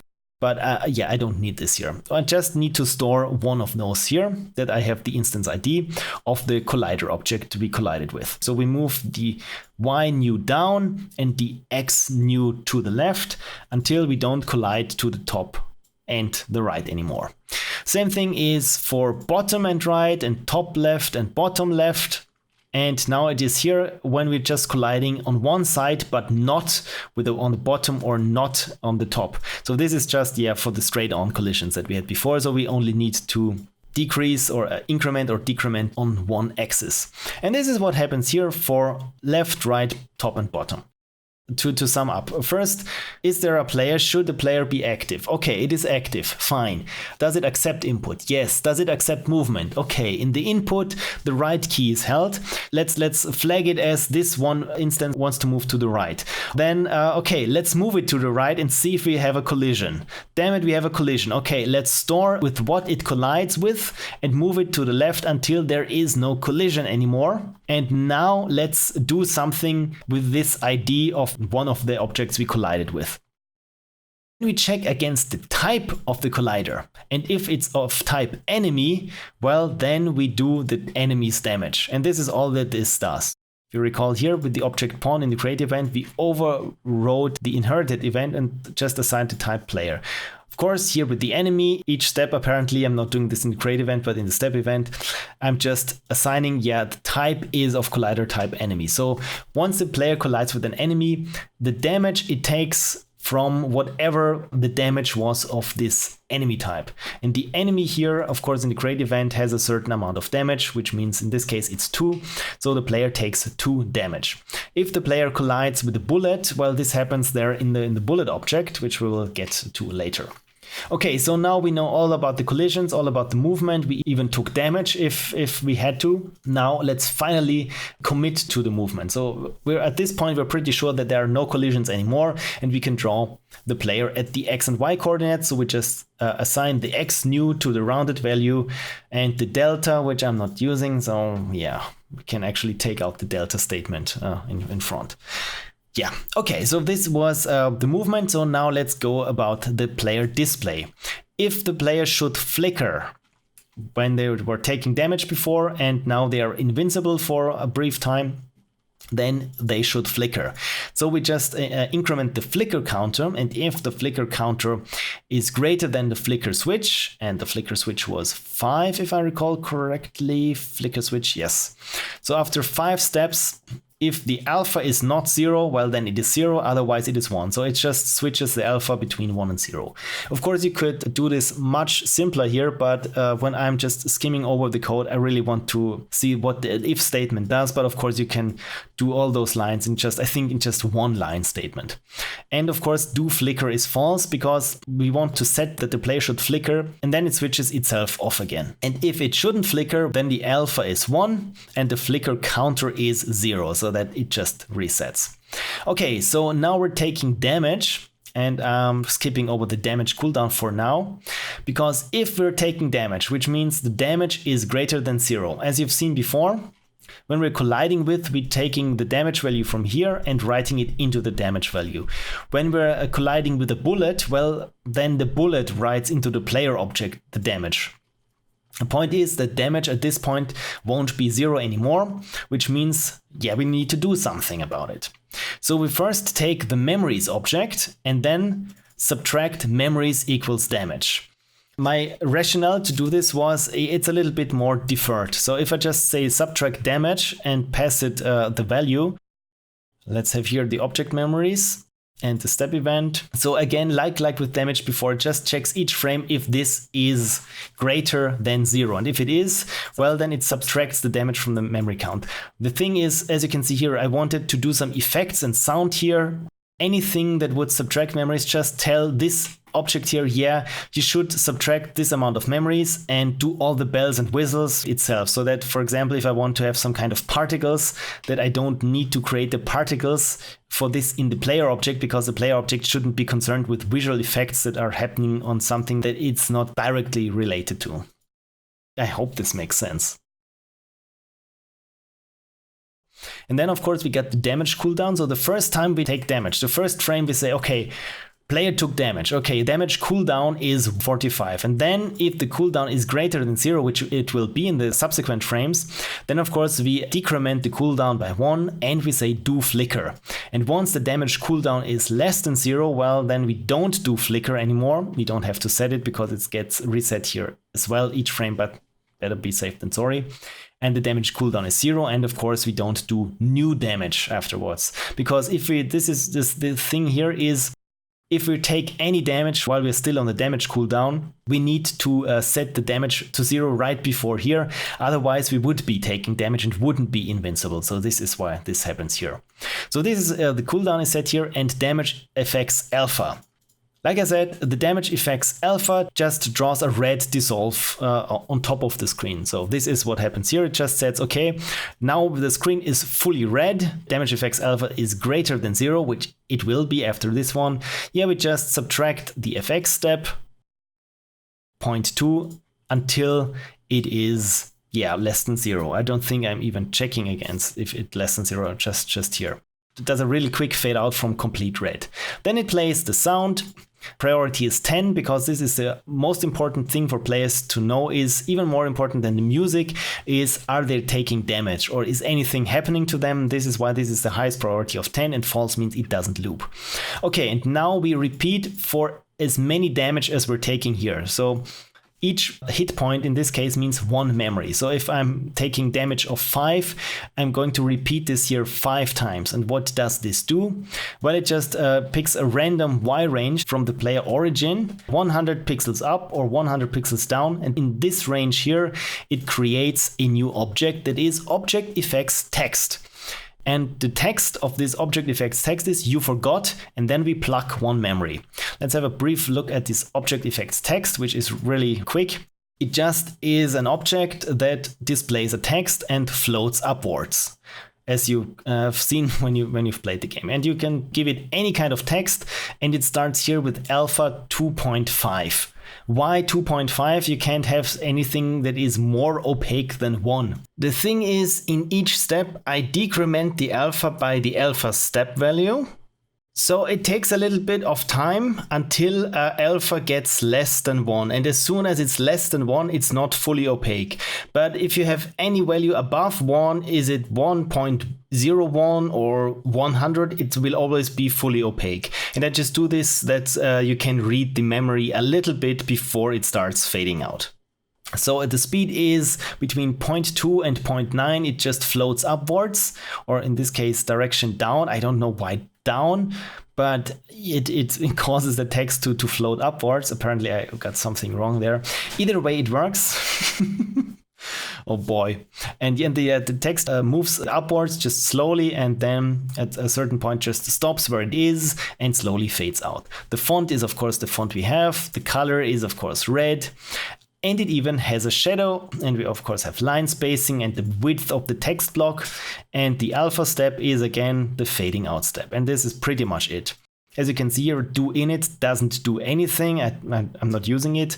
And it just continuously decreases the alpha each step by the alpha step. And if the alpha is less or equal than 0, it destroys itself. And the speed, as you can see here, we have this initial speed here is just a random range. And so that it gets slower, I'm just multiplying it by itself. I don't know why I'm not typing it up like this. But this would, yeah, it's essentially the same, so that it just gets slower and slower. Yeah, it feels like it has more weight to it in some regard. So I wanted to draw it here in the GUI, which I'm not doing because I didn't get the coordinates right. And when I'm drawing this, I'm just setting the alpha. Of course, when I'm fading out, I need the alpha to fade out. Set the correct font. I'm aligning it to the center, and O is 2. O is the offset of the shadow. Essentially, I'm just drawing the text 3 times, twice with the shadow and then in the color. So I'm just drawing it here with the offset times 2, then the offset times 1, and then finally in the color which we want to display, and again set the alpha back to 1. So when we're taking damage, for each time we're taking damage, we're just spawning a random text block there and plucking 1 memory. What does plucking 1 memory mean? I have also this script here that just reads script pluck memory. Let's have a look at this. And if the instance global memories exists, because we want to make sure that the instance exists we want to operate on, then I'm just getting the amount of memories we have right now. This is the count. So if we're still having, the player has still, let's say 12 health points, this will hold 12. And then from this list size of memory, if it's greater than 1, of course, we want to make sure that there's something in this data structure. Then we pick a random index between 0 and the count, -1. We have to, of course, subtract 1 because the count returns the amount of objects we have in there, like 13. But the index is from 0 to 12, as is with arrays. You know how this goes. And then we just pick a random index from this list, then store this item. This will just hold the memories string. Then we delete whatever was at this position we just read from. Then we subtract the count by 1, because now we've plucked essentially 1 memory. And then we return this string, and this is how to pluck a memory. I don't have to use the string, but this is a safe way of removing 1 item from a list data structure. And then it just reads you forgot and returns the string of the entry in the list we just removed. And of course we want to draw the player. We set its alpha, like I said before, when we want the player to flicker, then of course the alpha oscillates between 1 and 0. Then we draw the sprite with the sub-image at the current position. And if we're doing a damage effects, like I said, it's just drawing a big red rectangle over the screen with a certain amount of alpha. And of course here in the end, it always makes sure to set the alpha 1. But since I'm doing it here outside as well, we don't have to. But yeah, this is the player. Now there are just 2 objects left, the enemy and the object bullet. First, let's take a look at bullet because it's much simpler. It just has this little sprite here. It has an owner, it has a certain damage, it has an initial speed, initial direction, is not visible for reasons outlined before. And this is pretty much for the setup. And of course, we're doing some initialization on the first step. The initialization means just we turn it to visible. Okay. And each step this bullet exists, we check if there is a collision with the player, with object pawn. So if there is, and if object pawn does accept indeed collisions, then we just write the damage to the current damage of this one here. By default, it's 1, and I don't think that I have any kind of bullet or projectile that has a different value of damage. And then it destroys itself. But also if it has a meeting with a collider, and as we recall, collider has 2 children, the pawn and the enemy, and are using colliders also as themselves here. So if a bullet collides with either the player or an enemy or one of those colliders, what happens then? Yeah, we want to make sure that, of course, if we are not colliding with the owner, for example, if I'm having a rook and it's spawning a bullet and the bullet moves upwards, it would collide with this rook because the rook is of type collider. But the rook sets itself as the owner of this bullet. So essentially this means if it's colliding with its owner, then it doesn't destroy itself, otherwise the projectiles wouldn't spawn. Okay, so this is it for the bullet. Now let's have a last look at the enemy and its gorgeous AI. So for enemies, if you've watched the gameplay or played the game itself, you have noticed probably that the enemies have different kinds of movements and different shooting patterns. And I'm specifying those here just with enumerations. Movement type could be static, which means it's just, static, standing there. Dynamic means it's bouncing around like the ball in Pong. So if each time it hits a collider, it just bounces off. Erratic means that you don't know when it will change direction, in what direction, and what speed it will have. Or follow means it just homes in on the player and follows them around. Shooting pattern, of course, down, up, left, right, left and right, up and down, in all 4 directions, left, right, up, down. And targeted means, they target the current position of the player. So the enemy type here is 1. I have here this neat little comment says, important, this is set in the room editor in the instances creation code exclamation point ×2. We will see in a bit. I will show you what this means when we go to the step event. So right now it just says enemy type is 1. This type will be set there in the step event. But let's continue here. Type of movement is 0. Type of shooting is 0. You can probably guess that this will hold one of those types here.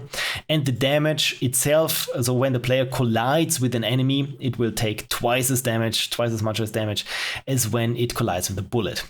Then the bullet speed of this enemy is shooting. Minimal bullet speed is 1, maximum is 12. So those values will probably all get overridden.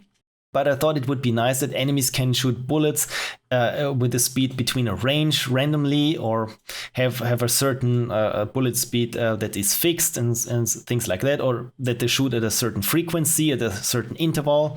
And there's also this one here is the cooldown, of course, between those interval counting.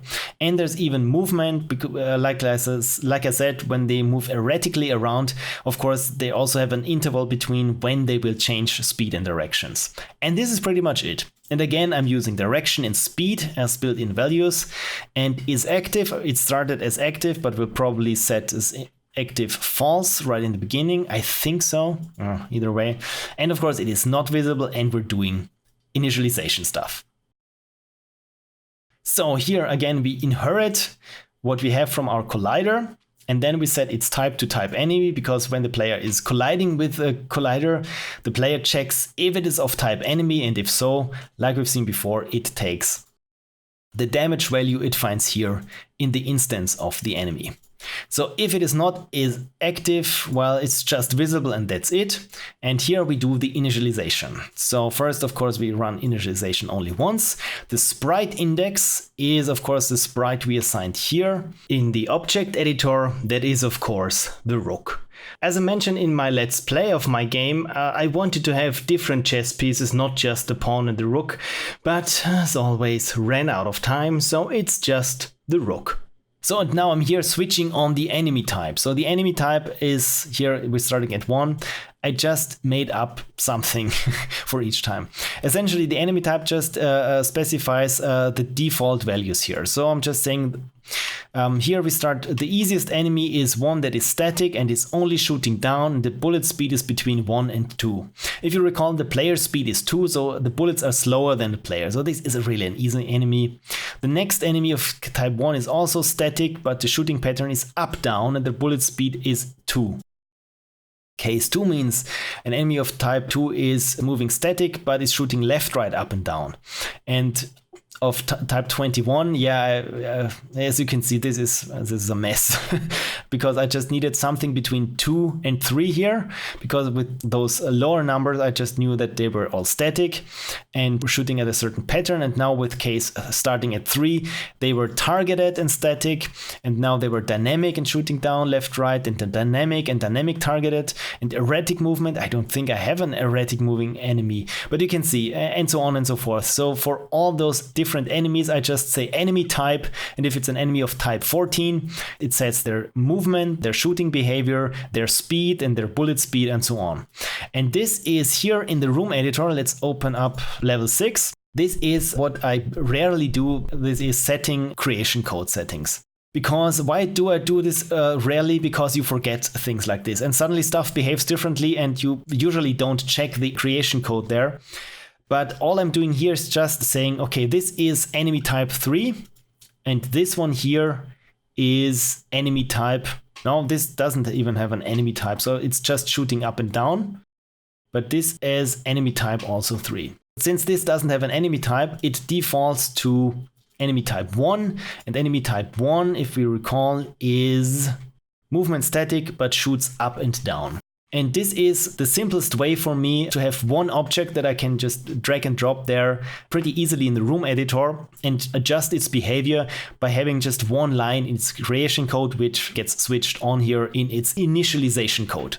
Okay, so now we have different kinds of enemies depending on what their enemy type is. And now we're just setting here, the interval offset is of course the initial interval, just putting random stuff here because, just picking something, some value between the minimum and maximum values, also for the bullet speed. The direction is random and the speed is random. Why do I override the speed here? Oh, of course, those are just default values, but now we're switching on the movement. So if the movement type is static, well, then speed is set back to 0.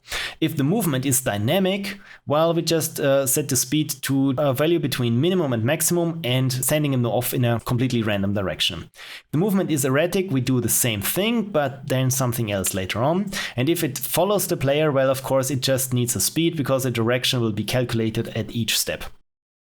And is active is false, then of course, so once we've did the initialization, we set it to inactive and then wait for the room to finish fading in. And then when the room has finished to fade in, then it sets all the instances like enemies and players to active. This is what happens at each step. This one, end of do init, this just happens here once at initialization, and all that goes here happens each step. So if the movement is erratic, well, then we just have this value here of movement interval, which means, yeah, somewhere between movement interval init times 0.5 and movement interval init times 1.5. So this is just the amount of time or steps that needs to pass before the instance or the enemy will change speed and direction. And the speed again is a value between min and max speed. So yeah, the movement is really erratic. You really can't tell where they're going. So if the movement is of type follow, then we're checking if the instance pawn, of course, the player exists. And if it does, then it calculates the angle or the direction between itself and the player and start moving into this direction. And if the player doesn't exist for some reason, well, it just will switch back to movement erratic. And this is pretty much it for the movement. Now here for the shooting. Of course, we have a cooldown for shooting, otherwise enemies would be shooting 60 frames per second once each step. So we have here a cooldown. So we know that we are shooting because the cooldown is now less or equal than 0. Then we reset the cooldown to the value that we defined here in either the default values, or if we overwritten it here somewhere, yeah, it gets set from there. So now we know that we should be doing some shooting, right, as an enemy. So the first thing is we just play the sound once of sound shot. Priority is 2. If you recall, the other priorities for other stuff was 5 and 10. So it doesn't really matter if one enemy bullet doesn't, or gets cancelled by the engine because there are too many playing at the same time. It really doesn't matter. It's nice to hear it, but we don't have to. Okay, then we create or we set up a local variable that's bullet, and we set up a local variable that's bullet speed. Okay, so we're playing a sound, but now we should do some shooting. But what kind of shooting? Well, depending on the shooting pattern, this is again a big switch statement, and we create a bullet or one or more. So we create here, if the shooting pattern is down, of course we create on the layer bullets an object of type bullet. And this bullet we set up with a certain speed. Well, it's the bullet speed. If you recall here, the bullet speed gets set here in the initialization from the random range between bullet speed min and bullet speed maximum. Very straightforward. Then, of course, the direction is for shooting down is down, and its owner is, well, the instance itself. Same thing for up, left, and right. Up, down, of course, instantiates 2 bullets. Left, right, up, down. And this one here is interesting, targeted. Well, it just creates a new bullet of a certain speed. And then we just check again if the player instance exists. And if so, set the bullet's direction. When we are shooting it just once, so it's not homing in, it's just starting in the direction where the player was at. And if the player doesn't exist, well, it just shoots in a random direction. And of course, also here, the owner is the enemy that's shooting the bullets. Okay, and finally, we just do here some very simple collisions. If we have a place meeting of anywhere in the vicinity of the horizontal speed or the vertical speed with a collider object, if you recall, this could be either this pink rectangle there, the player, or another enemy. So if there is any kind of collision, yeah, it just sets the speed -1, so it goes into the other direction. And this is all there is for the collision of the enemies. Let's just continue through the game flow in the big old control flow object there. So once the player finished the minigame, as you recall, the player was colliding with the goal. and the goal said to the game control, player reached goal. And when the player reached the goal, well, we say, yeah, the minigame is over and let's do the fade out. And once the fade out is complete, we switch back to the room of the text game. And when we are here back, we look at the result of the minigame. So the first level that we played, of course, was this tutorial level here. So there's you can't really fail there. So we will be at page 3 of the intro. And there it says, have you come across my loved one? And then we only have one choice, which just says, yeah, let's go to the next page. That is page 4. And here we can, again, this is, yeah, should we find the passage on our own, which should start a new minigame. And which one? Let's head over to the create event. And there we have this levels list index. And this one gets set each time from a script. Let's open up script start minigame. So this runs each time when we want to start a minigame. All we do is increment this levels list index. If we say, yeah, we don't want to do the game here, also notice here, if we succeed, we get to part B1, and if we lose, we get to page lost 1. This all happens when we decide to do the minigame. But if not, well, then we skip the minigame and we head straight to page relinquish. This is the next page. So here we say we relinquish 2 memories. This one is hard-coded here because it's here asking for 2. And now we're here repeating whatever happens here. So this is a little bit the same thing that happens when you get in contact with a bullet or an enemy. It just spawns this little text box here that plugs a memory, and it says you paid with whatever the memory is. And also it does it somewhere here around the center of the screen. This is the screen. It just picks the center, the horizontal center and the vertical center here. 300 pixels up or 300 down, 400 left and 400 right. Somewhere in this rectangle here, it should spawn one of those fleeting memories. Depending on how many you decide to sacrifice, it runs twice or 3 times. And of course, it also plays once the sound like in the minigames. Essentially, it's the same thing that's happening. And then, of course, it continues here with the paragraph and the page next. As you can see here, this is skippable, so you just click once with a button and then it goes to the next page. So it doesn't need to check which item or which instance was clicked and returned its ID and so on. It just goes to the next page, which is part B1.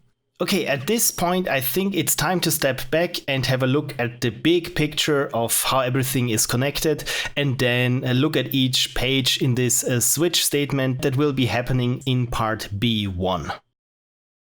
So as you've seen, the first couple of pages and rooms, just the tutorial rooms, are very straightforward and very linear. So you can only progress from here and not lose or anything. The first time players can make a real decision whether to try a level or not is at intro 4. Should they decide to find the passage on their own, the game switches to level 1, which is, well, the first level. And once they make it, they succeed, they enter part B1. But should they decide to relinquish 2 memories, well, they get another page that is relinquish 1, which also brings them to part B1. Should they fail in level 1, well, then it goes to lost 1. So all the red arrows in this diagram mean that the player failed something. What's complicated about part B1 is that there's another switch statement within part B1. As long as we're not through with all the levels in the game, we get a new level or can relinquish some memories to skip a level. And all what this does is to increase the level index number so that with the next time we visit part B1, the pointer points to the next level in the list of levels until we are through with all the levels. Or of course, at either point when we are in a level we can fail, or whether we relinquish a memory we can also fail, and this all goes to lost 1. But once we've made it through all the levels in the levels list, then the game is complete and part B1 transfers players to outro 1 and subsequently to game over. Now let's have a closer look at what happens in part B1. In part B1, we switch on which level we are currently in, -2. Why -2? I don't know. I think I just wanted to subtract those 2 tutorial levels that I knew that 1 is level 1, 2 is level 2, something along those lines. But I don't think you really should do this like this. So I don't know what this is here. I just delete it so that I'm not getting confused. If we are at the penultimate level, then this is a special hard-coded case that happens, which means that the current game music is fading out over 2 seconds, and the win music, because we finished with the penultimate level, the win music is starting to fade in, and it just displays the text, there's a light at the end. Could it be? And here already the win music starts, and then you bumped into this level here. And again, here you have the selection that just reads step closer and it starts the mini game. And the next page that follows after that is outro and game over. But if case is 1, case 1 means we are, as you recall, I'm just subtracting now here 2 from the levels list so that I know case 1 is level 1, case 2 is level 2, and so on. So if you are here at level 1, and if levels list index is 3, I really want to make sure that we are here. Actually, the list index is here because if you recall, we go to the level and then straight advance by a post increment to the next level. So if the index is at level 20, we're past level 10. Yeah, I know it's confusing. I'm really sorry. So I'm just showing here myself a debug message to be sure that levels played is the levels list index here. And the text, you've made it past the first resistance of the plane of existence. By the way, you see this only the first time you enter here into part B1 from this side here. So this is why it is case 1. And for all the other cases, it runs this block here. You made it past the first resistance of this plane of existence. And if we lost any memories since the last page, we add yet not without losses. This is the only instance where I'm just referencing were there any memories lost since the last page, and if there were, then it prints out yet not without losses and a period at the end of the sentence. I wanted to do such more of those things where it would comment on each time when you were not playing a level perfectly by losing something. This is why I have this memories lost since the last page, this still in here, and I only use it once here. For all the other cases then, each time you go round and round, it just plucks some flavor text. The pluck flavor text line works pretty much like the pluck memory thing, but it only refers to what is added here in the create event. And again, you can say find the passage on your own and start the mini game. And once you fail here in this level, it goes to lost 1. And if you succeed, it goes back to B1 there. But this script here has incremented the index of the levels list, so that next time I'm here, I'm at the next level. And if memories count, of course, since we can relinquish or sell our memories to the merchants, I also have to check each time when we return here to part B1, does the player have enough memories still left? So if their memory count is greater than the price of the level skip, and the price of the level skip is how many memories each merchant demands, and it's 3. Also, I could have changed it here dynamically, but apparently I didn't. So if you have more memories in stock, then you can say sell such many memories. And if not, you can say sell your last memories. And this, of course, sets the action page to relinquish to. And since there we are at relinquish to, where it just says, yeah, the figure takes your memories or something. Yeah, the figure eagerly takes your memories as payment and sends you on your way. So we are here in relinquish to, it makes a new paragraph, and then we loop through how many memories we have. Do we have more memories than price of the level skip? Well, then we just do this many loops. And if we don't, well, then if we only have 1 memory left, we loop only once, of course, because it's only 1 memory we have. Again, this displays this little text overlay and says you paid with so and so many memories, and displays an audio sound. If we are on our last memories, then this flag last gets set to true. And if it was our last memory, then we fade out the current music over 2 seconds and play the fail music. And instead of the figure eagerly takes your memories as payment, and it also increments the levels list index. Of course, since we're skipping a level, and we return to part B. But again, if we are on our last memory, then we are here, set music, and the text is different. And then, of course, we link to a page, and this is the page lost 1. we can't return to page part B1, and it only reads all is gone, and we're at lost one, and lost one is just says, yeah, the ending type now is here the bad ending. So when we are here at not outro but game over, it says here you started with this many memories and ended with such and such many memories, and you saw ending type, and this ending type is the bad ending, or if we get a good ending, it gets here ending type is the best ending or the good ending. So it's just a string. Okay, so if we lose, we create a new paragraph, which reads just you lost it all, and it only allows us to go to the game over page by clicking on darkness, all engulfing darkness. So this is a game over page. So here you end up if you've lost the game or not, but it will tell you how well you were doing if you started with 17 memories and ended up with 0 or 17 or anything between it. I even had this option where you could start over, but it didn't work for some reason. There were no music and I wasn't sure that the state was probably reset. So this is why I just commented it out, and you can only end the game from the game over screen. But if you do manage to find your loved one, yeah, the first thing it does, it deactivates the health bar, because once you've beaten the game, you don't need it any longer. And it maybe just would distract from the text, and this I don't want, so you don't really need it anymore. And then it just reads after rooks and crooks and so on. And depending on if your memory count is the memory count you started with, then of course you get the best ending and get this paragraph text here, this long one. And if you didn't, well, then you only get the good ending. So ending in 2 out of 3, which is this long here. And then, of course, we create another button, another choice, which also reads darkness and also transfers us to game over, but this time from outro and not from lost. And as you see in the game over, just tells you with how much you started, how much you ended up with, what ending you saw, and yeah, thank you for playing. And of course, this paragraph isn't skippable. This still actually doesn't need to be here because, if I recall correctly, by default, paragraphs are not skippable. And of course, default, if you're ending up on any page that wasn't referenced here, it reads, there is no contentful page, number page. Well done, Phil. And fade out. Finally, we got some draw GUI here, and this is just for the fading stuff.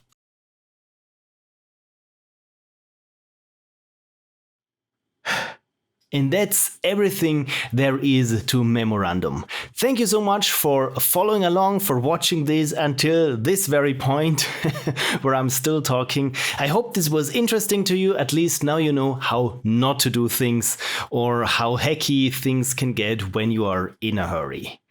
Well, either way, I think it was interesting, at least a little bit. And yeah, just stay tuned for more videos. And again, thank you so much for watching.